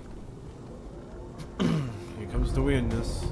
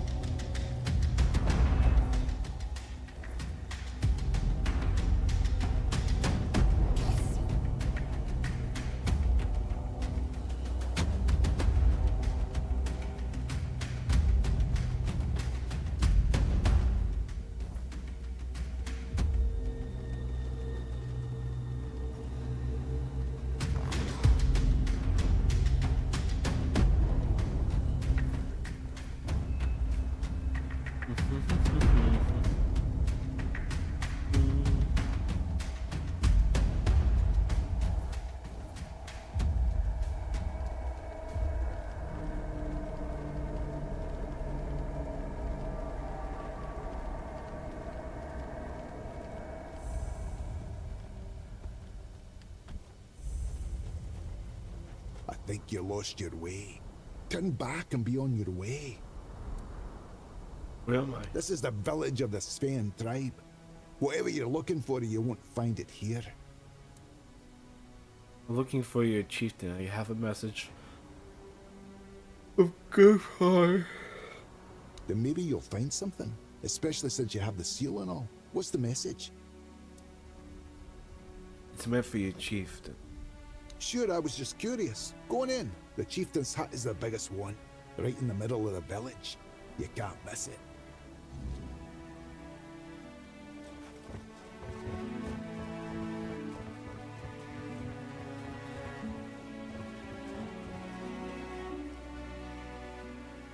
And who might you be? Are you the messenger of the Stagfather, the one Glirna foretold? If she's right for once, well, that'd be a first. You're a little late, by the way. I don't know anything about any prophecy. Ah, perhaps that's for the best. The last thing we need is another self-proclaimed prophet causing trouble. As you can see, I've got enough on my plate. I'm Barlam, the chieftain. Welcome to the Svinelands, where the tribe that's just ceased to exist. What happened there? Can't you see? I won't speak of it further. Not with outsiders. See this? One of those bodies belongs to my son, Jens. He fought bravely, to the very end. May the ancestors grant him a place at their table. May the unrealm of the hunt show him mercy. It's a damn shame his god failed him. You just had to be stubborn, didn't you, kid? Hey, no point wasting breath. What's done is done. Most of the Svine tribe is gone. Girlfriend sent me. Let me guess. He wants to call the moot. He's been trying for years, and every time I've had to refuse. Not because I want to. I know the moot is sacred law. But above that law is my duty to protect the tribe. And as you can see, I've failed. This fine tribe is gone. Governor told me to help with whatever's holding you back from attending the moon. Not having a tribe is what's holding me back. Can you turn back time? Bring my people back to life? No? That's what I thought. I don't know you. And if Gerfan thinks I'll trust someone from outside the tribes on his word alone, he's showing weakness. Especially now. But I do have a solution. Find Kjell. If she vouches for you, I'll honor the voice of the tribe's request. And I'll let you help us, if that's even possible.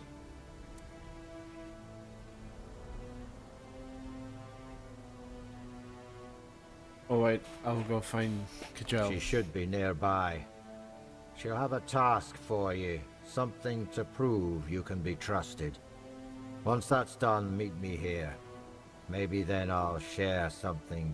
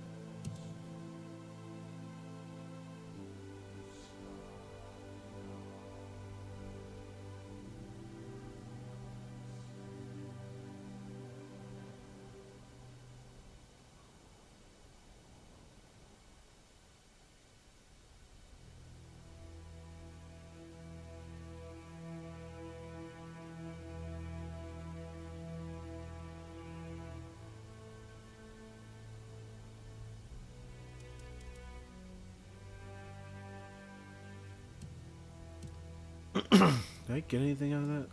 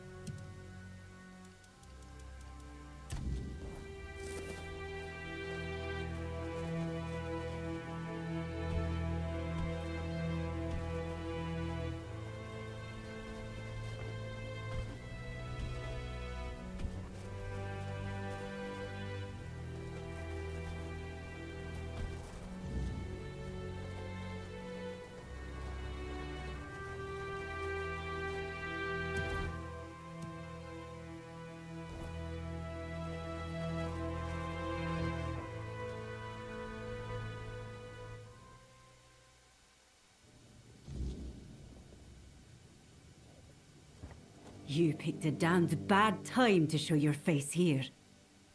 Outsiders in the village are rarely good news. But now, after what happened, don't you think we have enough trouble without you? I don't want any trouble for myself or for you. Sure, that's what all outsiders say. Until trouble finds them. Anyway, watch yourself. One wrong move, and you'll have more than just me to deal with. Our whole village will be on you. At least, what's left of us. What do you want? Kajal, right? Marlon won't talk to me unless you vouch for me. Well then, the two of you aren't talking. I don't know you, and I'm not vouching for you. The sooner you leave the village, the better. For you, and for... Wait, hold on. There is one thing you could help me with.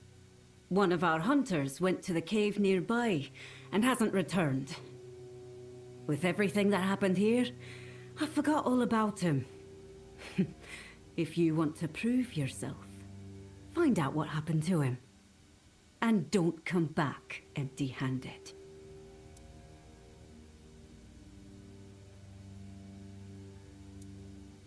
Good.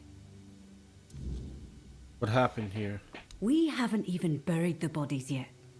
And you're already sniffing around. Here's some advice. It's not your business. Fine. No need to link.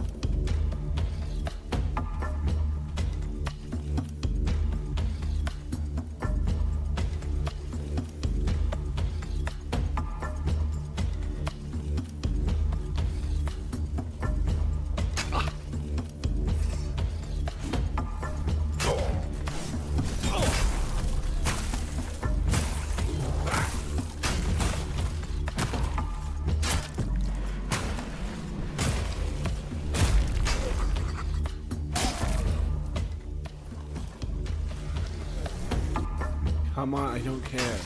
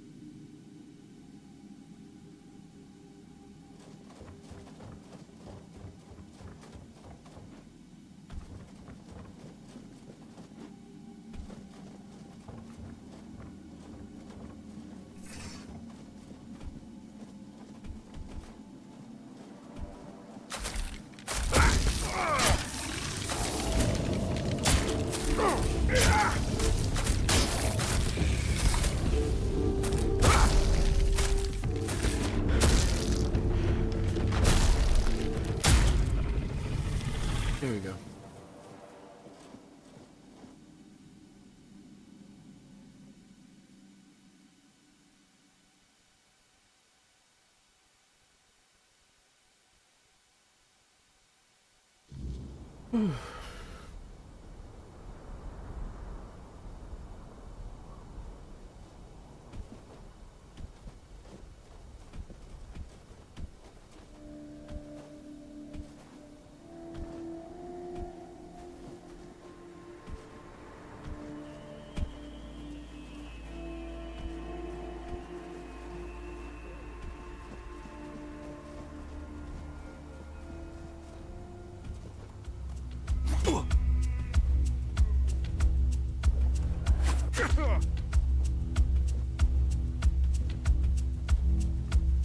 Keep running, keep running.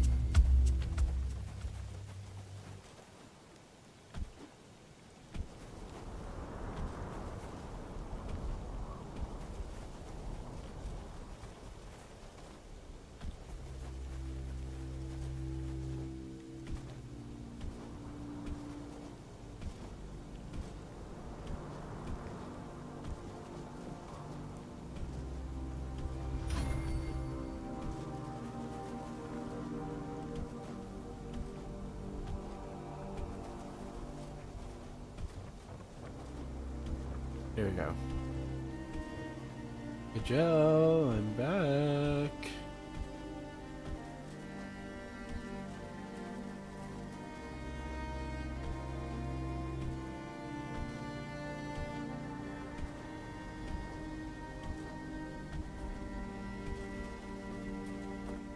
What do you want?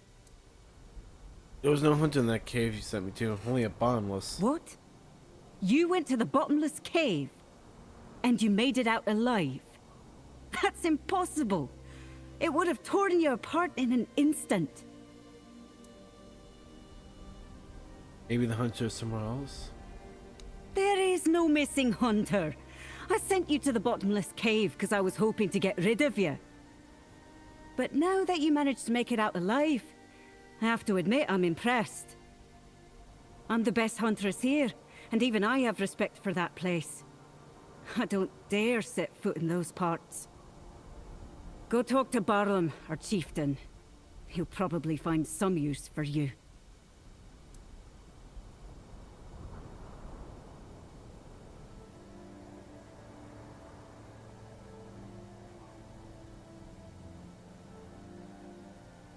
Right now, what's happening? I can't tell you more than that. Barlam will decide what you need to know.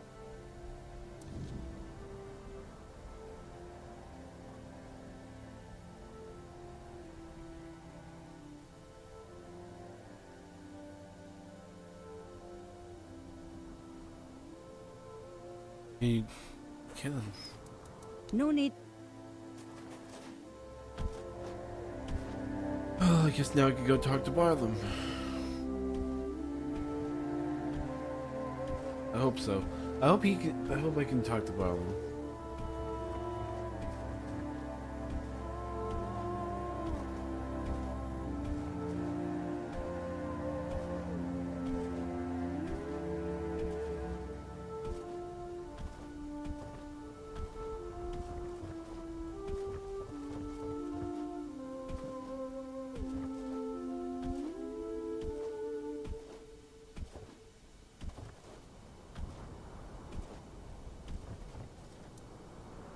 Mick Gel, you wanted to kill me? Really? Kill you?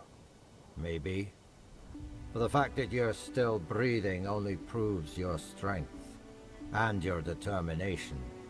You survived Kjell's trial, which means you've proven yourself worthy of knowing what we're up against. Oh, you tell me what happened here? The Stagfather happened. A bunch of fanatics called him into this world. They claimed that when he arrived, he would devour everyone, then choose his own and grant them their rightful place in the afterlife. You can see how well that turned out. And that's how the story of the Svine tribe ends. I doubt we'll ever recover from this.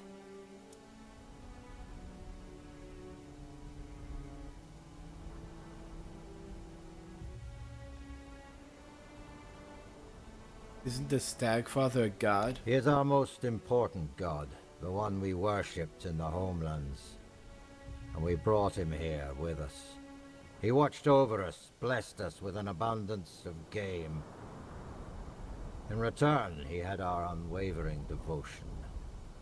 But, as it often happens, some became blindly devoted, while others began to doubt. And the first group decided that the rest were unworthy of the Stagfather's grace. So they set him loose, to kill the entire tribe. The faithful joined him. The unbelievers were slaughtered. What happened next with this Stagfather? One of ours, Gudri, did something completely suicidal, with the help of our shamaness. He accepted the god into his body and is trying to keep him contained. But he's growing weaker by the day. We don't have much time before the Stagfather breaks loose again. And trust me, mixing the old gods with the weirdness thickening in these lands is the worst possible combination. We have to act quickly, although I've no idea where to even start. Will you tend the moot now? Out of the question. If we don't deal with the Stagfather, what happened here will happen to the rest of the Forlorn swords. And the only thing that's happened so far is you proving you don't bow to fear, and that you know how to handle a weapon. Now, I need someone willing to help the Svine tribe. I'm gonna help. Well, that's a good question. Because I have no idea. All I know is that we need to find a way to get rid of the Stagfather once and for all. Gudri won't be able to hold on much longer. And when he gives up, we're all lost. Go find Glirna. She must know something. She's the shamaness serving the damn thing, and somehow she's keeping Gudri alive. We may not like each other, but I know Glirna isn't a fanatic. She owes as much to her own tribe as she does to the Stagfather. Seems not very fond of this. Lord, Glirma is our old soothsayer. Very old. When I was a kid, that hag was already as wrinkled as an apple, forgotten in the storehouse for 3 winters. Her fate has tangled our paths, and we have no choice but to work together. The fate of the tribe is more important than our petty squabbles.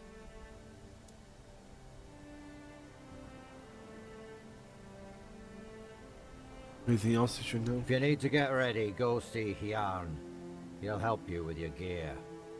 There's still the cook, Sagar. You could talk to him too. You can sleep in any of the empty houses. I'm sure their previous owners won't mind.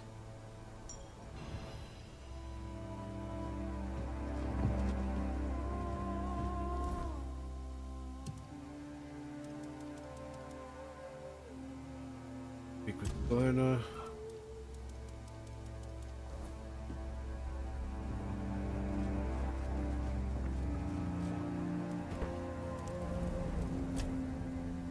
Did you have problems with the Stagfather back in the day too? Yes, in the homelands. I thought we could leave him there, but he escaped to Avalon.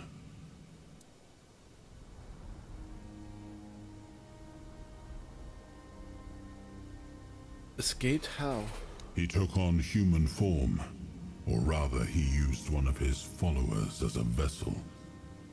It was only when he sensed that Nimue, Merlin's apprentice, had discovered his true nature that he revealed his real form. The beast grew to the size of a mountain, striding toward the temple his followers had built for him deep in the woods. I dread to think what would have happened if he'd made it there. We barely managed to bring him down, and clearly, not completely. And after that? I outlawed the Stagfather's cult, but I see that 6 centuries later, it's still around, and surprisingly, among the Dalrita as well. I thought they worshipped only Mathea.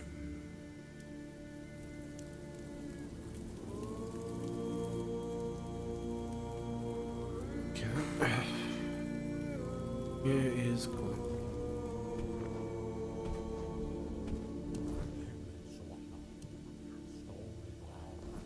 Outside the village, okay.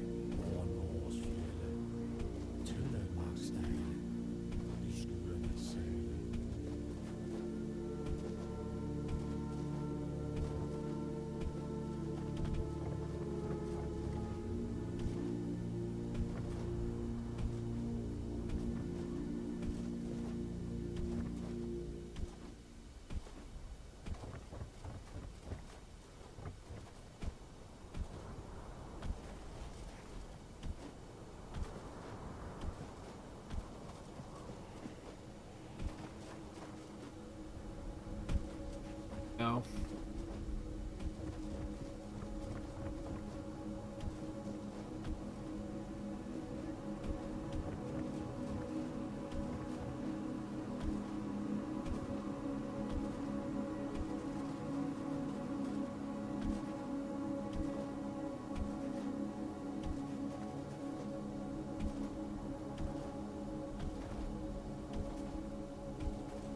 Guess I'm going up this way.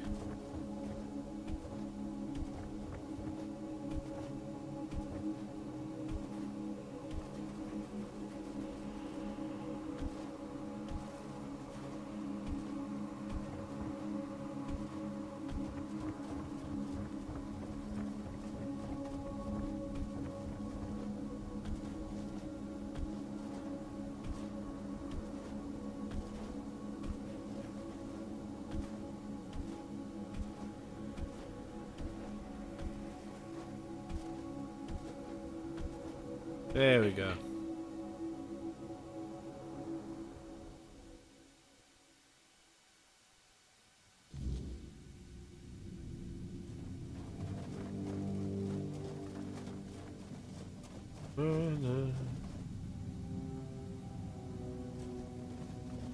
Anna, I'm come to speak with you.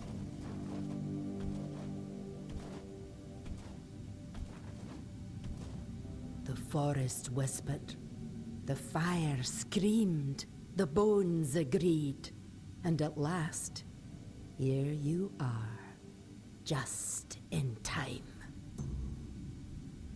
You foresaw I'd come. The horned god told me, before hatred blinded him.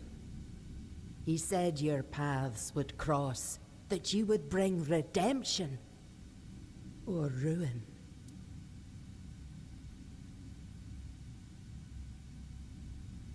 Just in time. In my dreams, I hear the crack of seals and snapping bones. The horned god, cursed with pain and blood, tears at the bonds I used to bind him.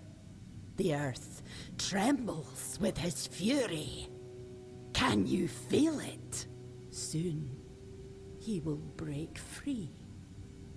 And then we shall pay for calling him with blood, not faith.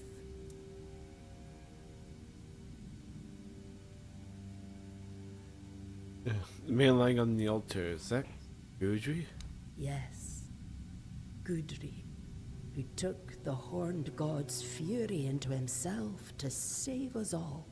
He reached for blood and bone, and let me turn his body and soul into a vessel for the god's essence.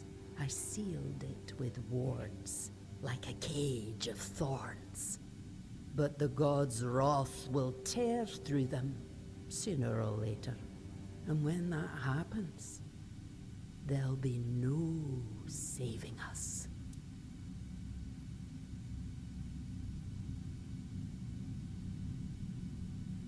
You bound a god inside of man? How? If you want to bind a god, you don't choose the method. You use everything. Old songs stolen from the dead, runes slick with black blood, teeth and claws. The horned god in his hate-twisted form was a nightmare that came to devour us all. The finest warriors of the spine, the pride of our tribe, gave their lives on the altar of battle to weaken him. How did the stag father end up in your village? My disciples, my sons and daughters, they strayed. After the Gunvalda massacre, I and the others who served the horned god could not bear the shame. We heard our kin cry out and turned our heads. We betrayed our blood.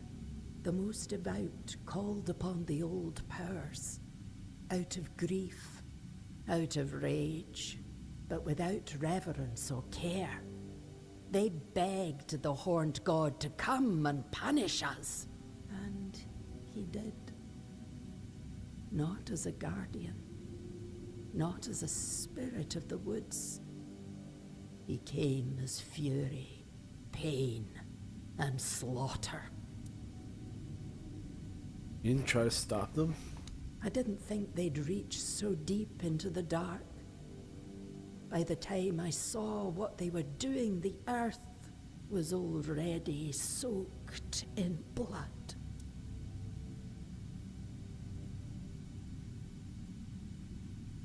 How do they have the knowledge empowered to summon a god? They opened a door, and I gave them the key in the form of songs, rites, and signs. Can the Stagfather be stopped? He cannot be healed. He will not forgive us.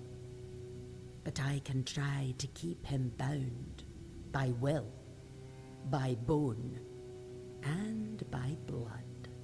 To do that, I need a fragment of his original self. The first trophy. The skull of the first stag ever hunted and offered in sacrifice to the horned god. It will remind him of who he once was. Bind his essence to the first offering, one made out of reverence, not fear. It may hold him in the unrealm of the hunt, long enough for me to complete the rite that will seal him there.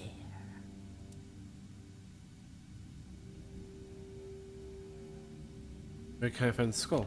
It's hidden, tied to the places where we once worshipped the horned god. 3 shrines, as old as the forest itself. But now, they must be destroyed. Each one is guarded by a servant of ancient memory. Kill them. Cast down what still remains upon their altars. Once all 3 fall, the 4th shrine, hidden and forgotten, will reveal itself.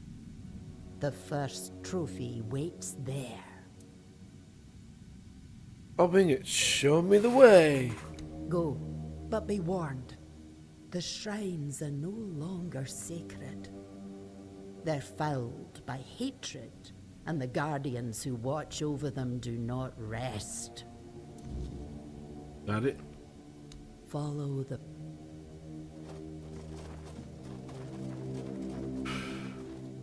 We're gonna help out this tribe and we're gonna call it there. And we'll save the other 2 tribes for them all.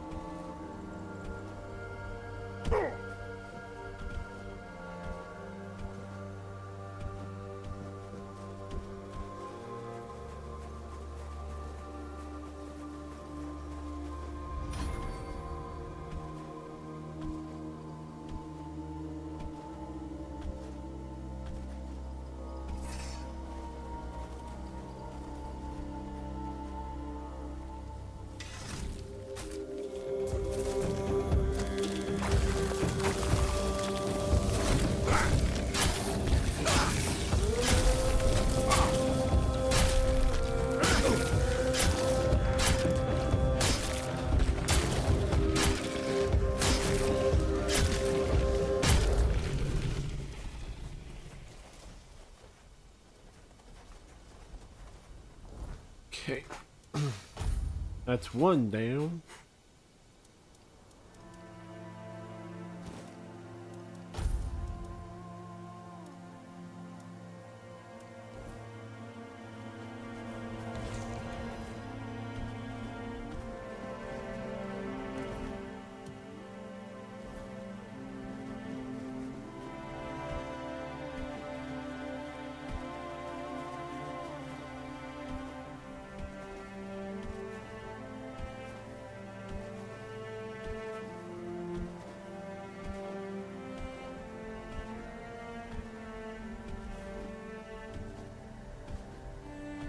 next one.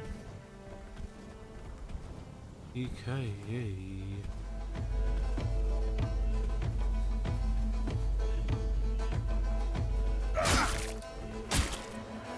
Of course, you guys are fucking cultists. Come on, come on.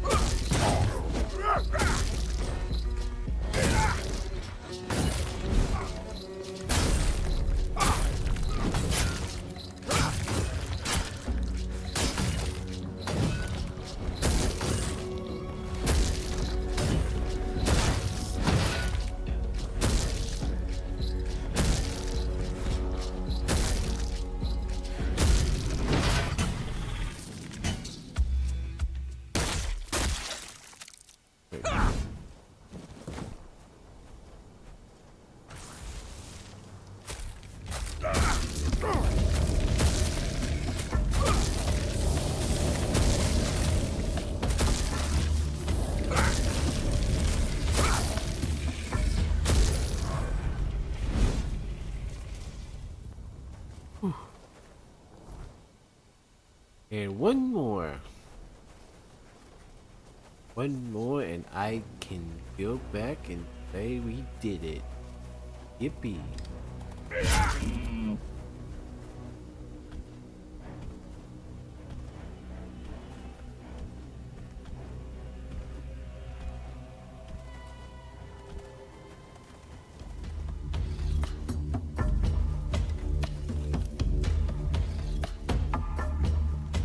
Oh, fuck it.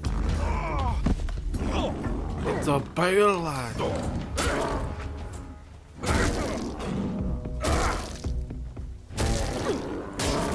It's a fucking bad. There you go. Base dead.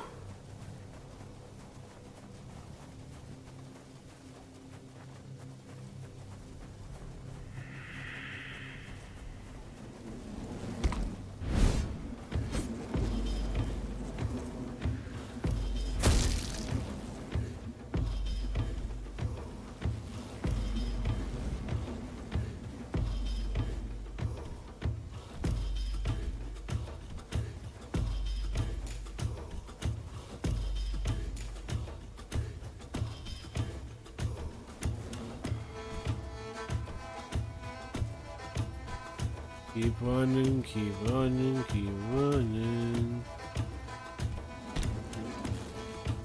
Keep running, goddammit! Okay. No, we're not safe. Also, I'm going too far. I went too far. Go!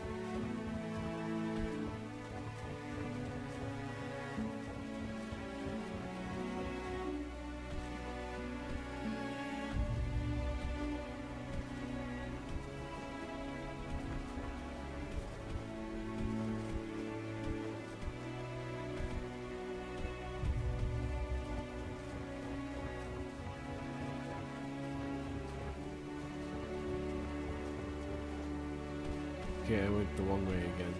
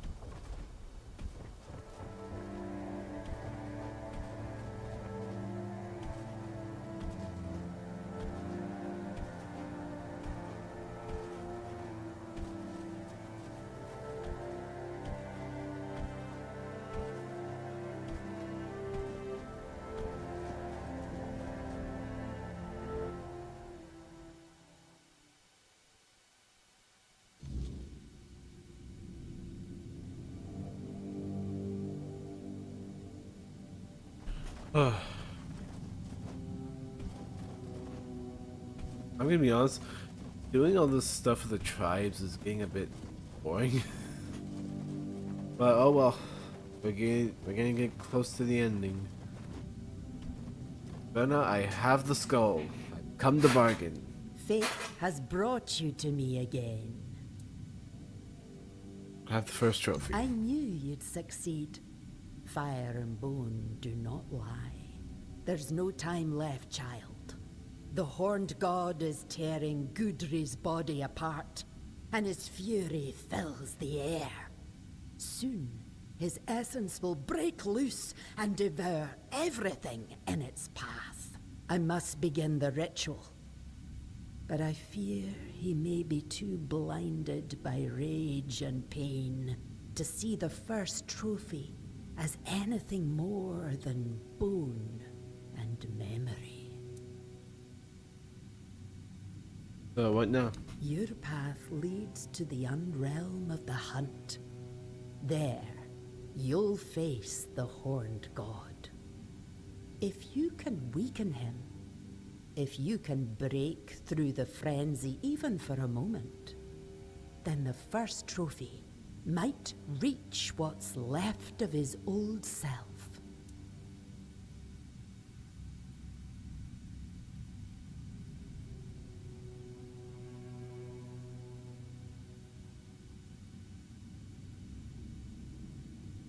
Did you say the unrealm of the hunt was beyond human reach? Oh, child, we both know you're not entirely human.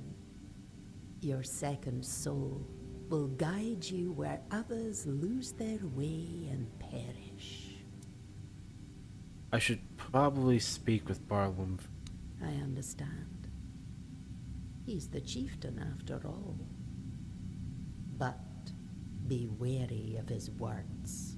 Whatever is going through your mind right now, there is no other option. We need you and your help. If you need to prepare, go. I'll open the passage for you anyway. But remember, you're not going there to bring death to the horned god. Wound him, weaken him, then return. That's when the trophy will speak, and I will close the gate behind you. Hopefully, for good. Take care. The horned god does not forgive weakness.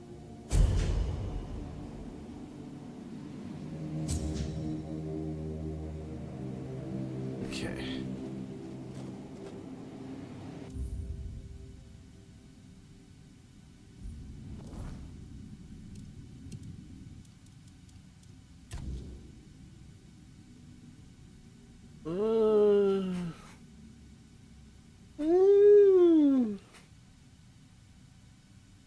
I should ask Barton. He's the chieftain. He knows what's best. I'm doing this for his tribe.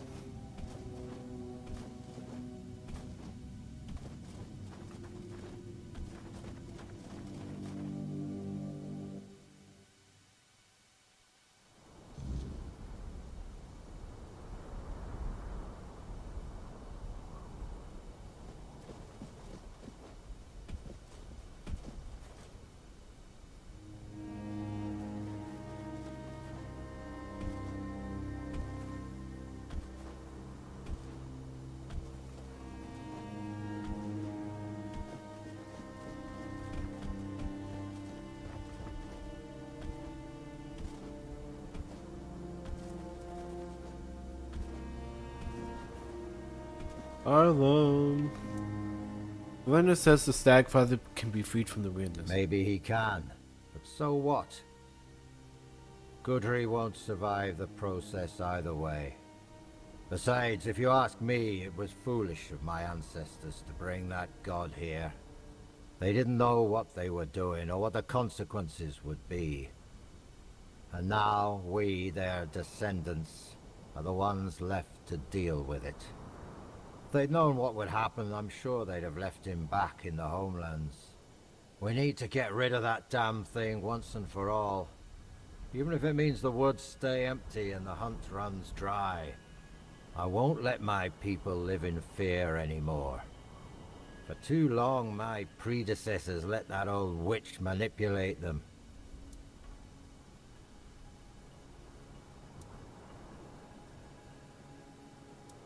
Do you really want to test your strength against a god? Not on my own, of course. I need your help.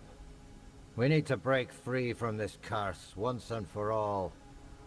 Do this for me, and the full strength of the spine will stand with the voice of the tribes.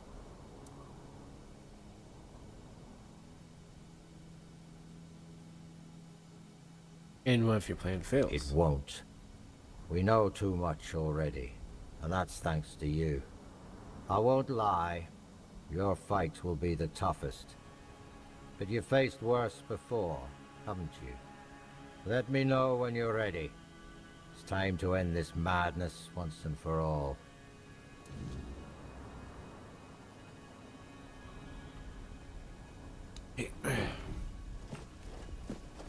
Oh. Time to go kill a god. Like I've done that many times before.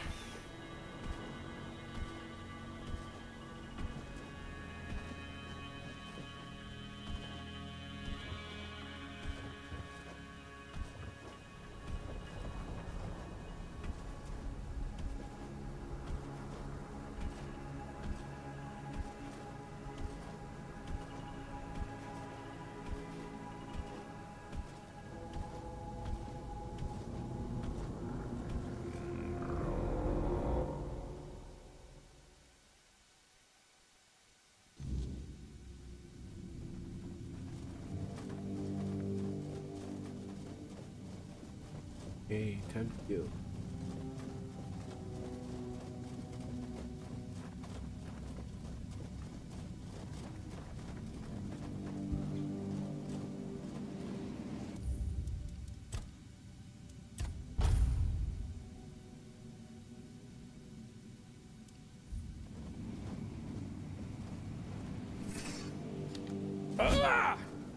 Fate.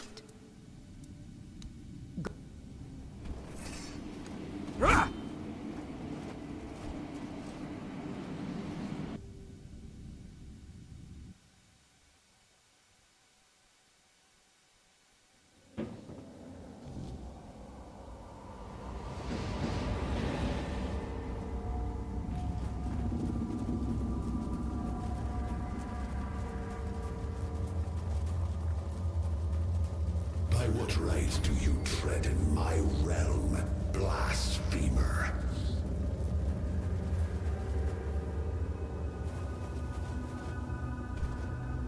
Must be the Stagfather. Who dare stand before me unbidden?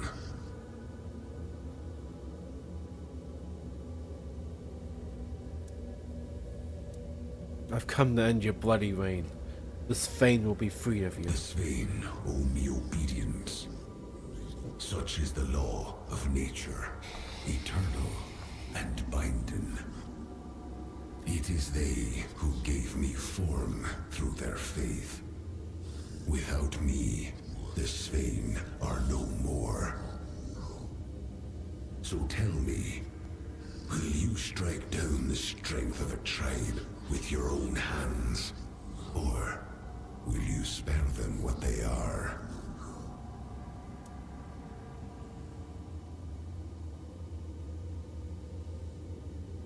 They'll survive without you. Face I me. cannot refuse the challenge. But know this. No god is fated to fall by a mortal's hand. Die with honor, my prey. Weak, weak, weak, weak, weak. Nip at the heels, baby. Nip at the heels. Nip at the heels.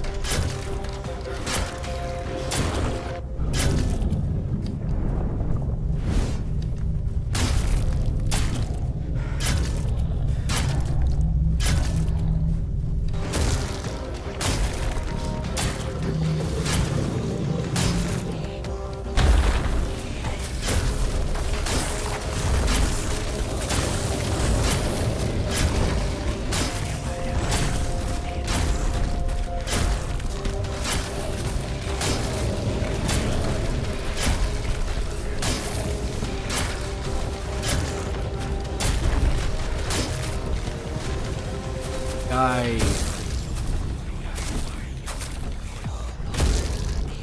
Die, you man of the adventure looking ass.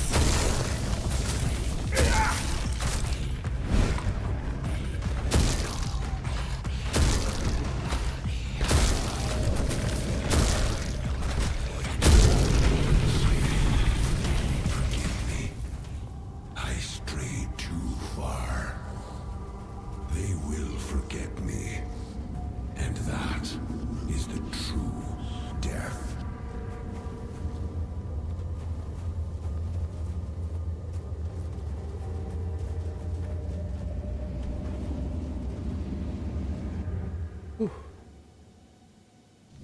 You killed him.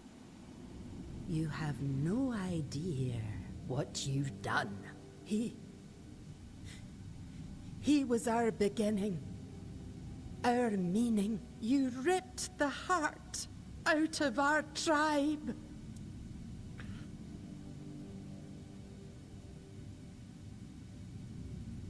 Your ritual could have failed.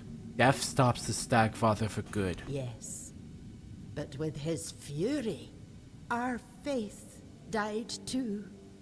Our strength, the memory of our ancestors, will survive.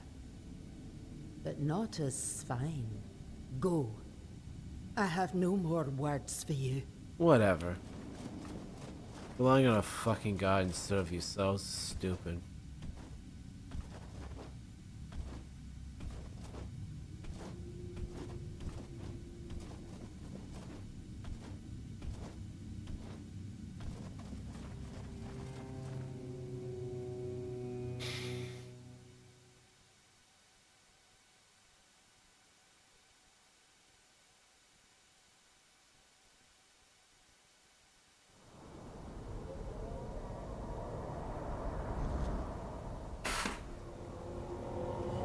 Okay. I bet he's gonna be very happy the Stagfather's gone.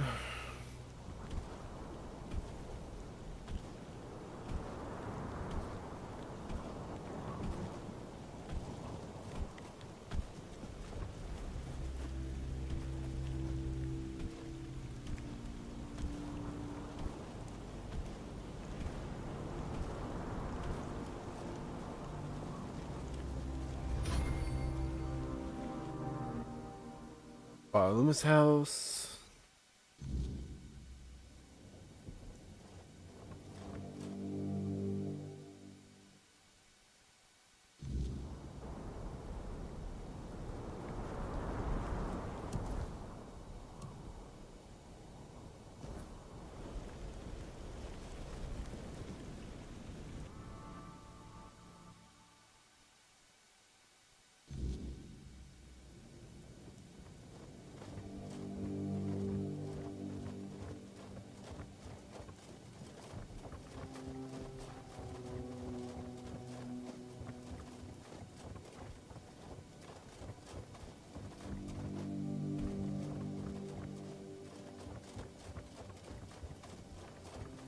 Where'd he go?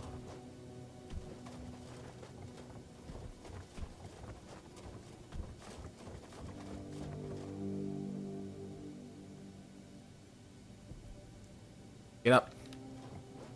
Get up. Get up. Next to you. We'll make this gay. Sacrifice dead. I decided you were right. You made the right choice. Thanks to you, we can now rebuild the tribe on our own terms. Now will you go to the moot? Yes, I will. Even though only a few of us remain, the Svine tribe will honor the old traditions and support our brethren with the strength of our arms. Perhaps what awaits us now is death at Camelot's hand, if the Council of Elders decides to go to war. We no longer have a god to aid us in battle or in our struggles with the world. But you know what? So be it. Better to die in battle than to keep hiding in the woods like animals. It's time for the Svine to reclaim their rightful place among the Del Rida. What happened to Svain tribe now? Hard to say, but we'll decide together. I propose moving to the capital since it's nearly empty. We can hunt anywhere, and this place, it'll always remind us of the massacre the Stagfather and his fanatics brought upon us. I believe it's time we stepped out of the shadows and tried to unite with the other tribes. He disappeared.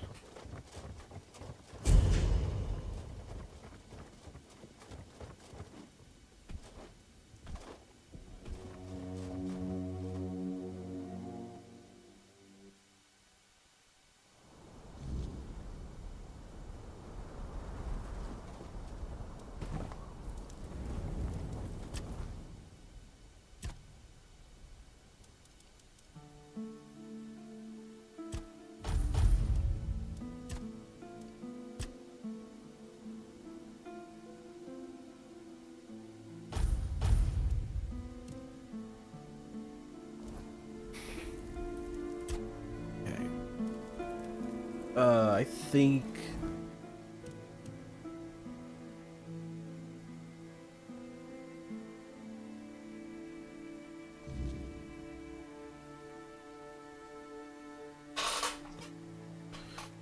I need to stretch my legs real quick.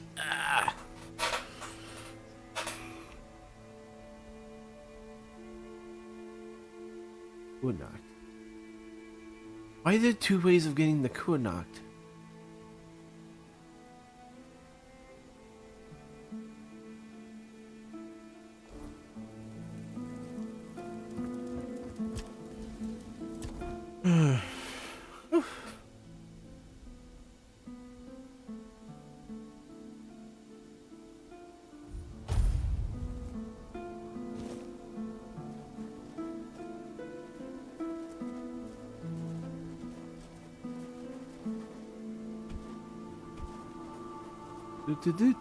Do.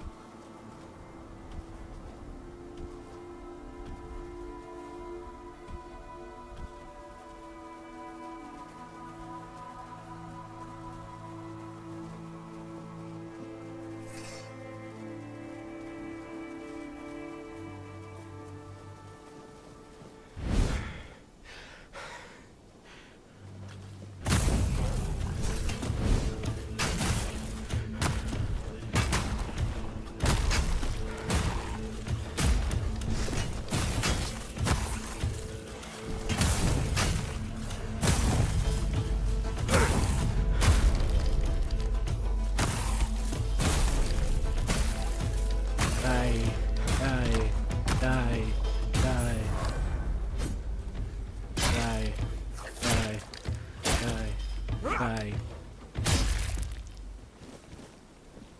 I'm now level 40.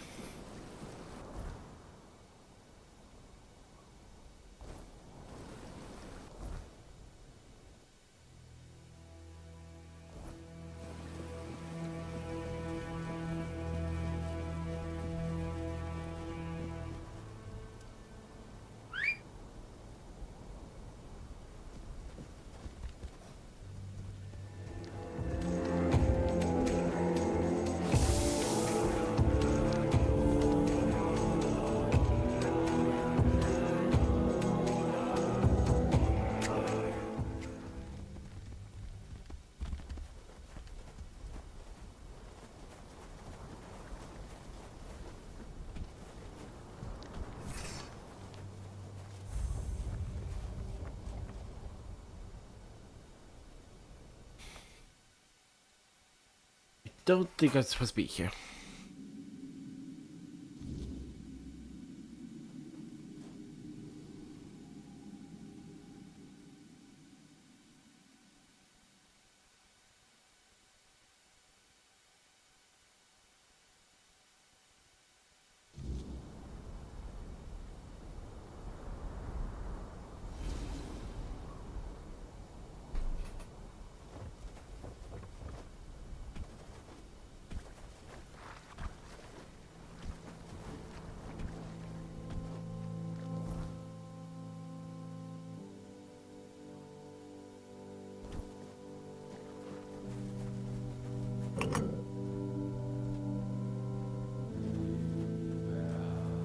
Wait, close.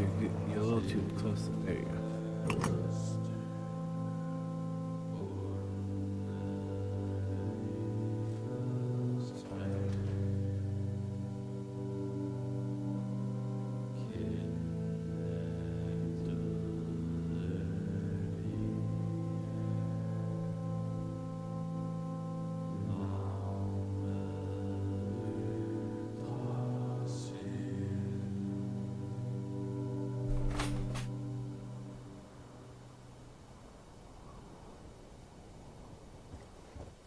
I had to fix my posture real quick.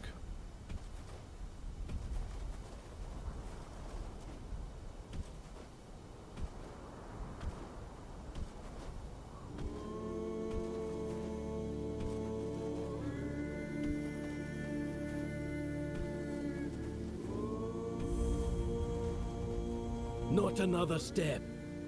You. Who are you? And why do you think you belong here? I need to speak with you people. Not here, you don't. Forlorn ain't for outsiders. Not unless the voice of the tribe says otherwise. Trust me, I wouldn't let you in if you were King Arthur himself.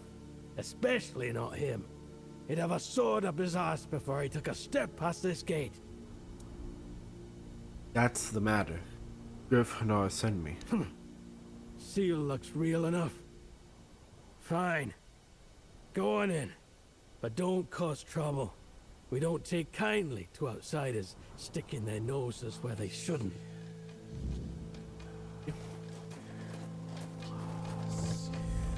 Hey, you. Yefon sent you, didn't he? To summon us for the moot. Well, Les, how did you know? Just because we live up in the mountains doesn't mean we don't know what's happening in the wider world. Well, that works out perfectly. My father's been looking for someone for outside the tribes to help him with something. That's all I know. He didn't tell me much, but he sounded really serious. He told me to bring the first person I came across. His name is Strana. Please, go meet him at his forge. You can't miss it.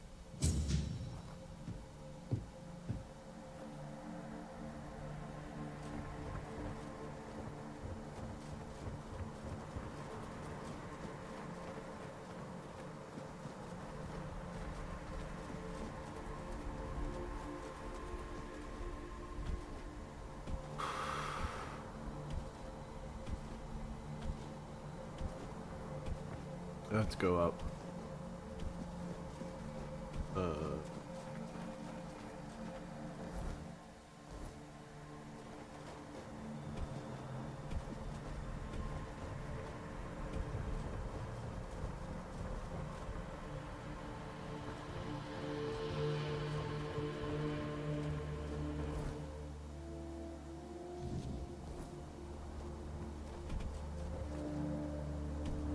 Gil told me to speak with...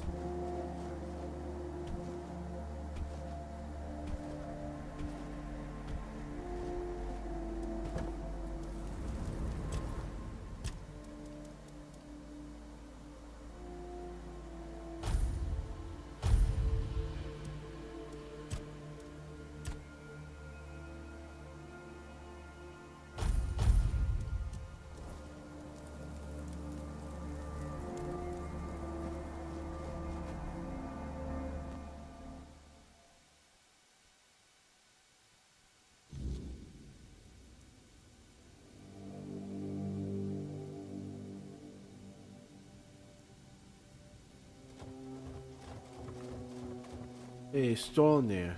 Egil sent you, did he? I'm Stroner, a blacksmith. What brings you to our village?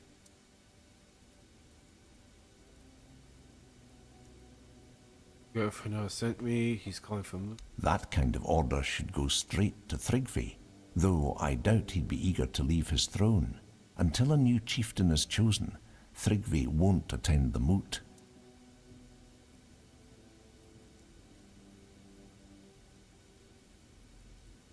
The voice of the tribe sent me to help with whatever stopping you from coming. Well, that's good news. You're just the kind of person I've been hoping for. To help with Thrigvi, that is.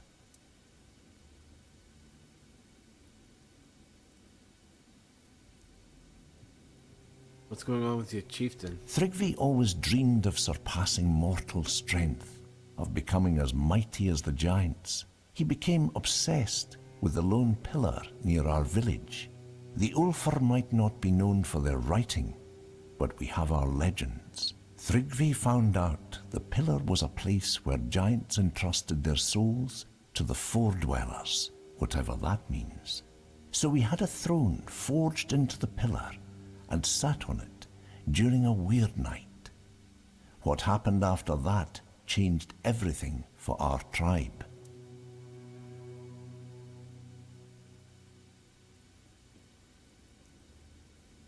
I guess he went mad. I wouldn't call it madness. Thrigvi stopped being human. He grew to a monstrous size and gained unimaginable strength. He became something other. After that, human concerns no longer mattered to him. Yet he's still Ulfr, bound by our customs and rules. It might not mean much to an outsider, but trust me, it's a very dangerous situation.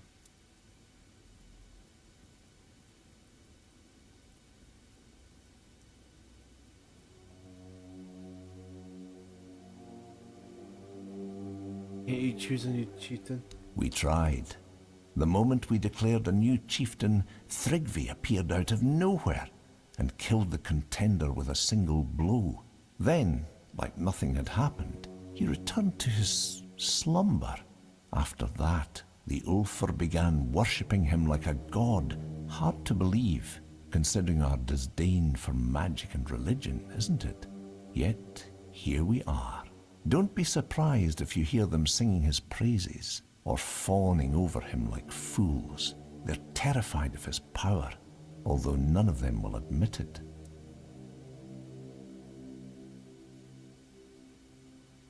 How can I help with things? The only way to remove an Ulfar chieftain is through an honorable duel, but there's no honor in fighting something like him. Perhaps my mentor, Darvan, knows how to defeat him. He won't tell me.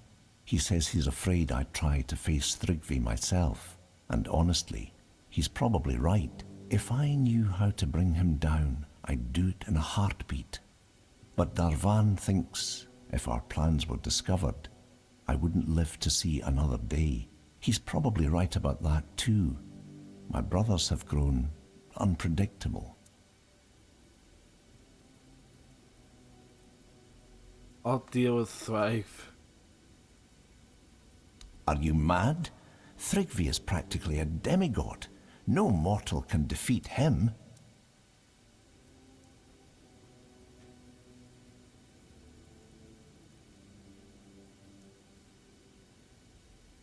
I'll go with Darth for now and find out what I need for the job. Smart choice. He lives in the second largest house in the village. You'll find it easily enough. I'll be here if you need anything else.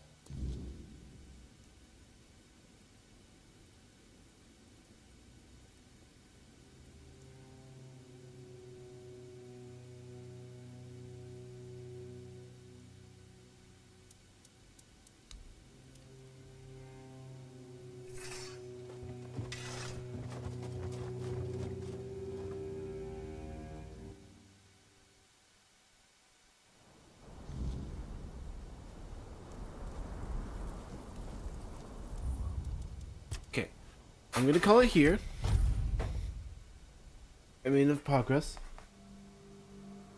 You tomorrow, finishing up the tribes and get the last piece of Arthur's soul. Ow! Y'all have a good night, good day, whatever it is for you.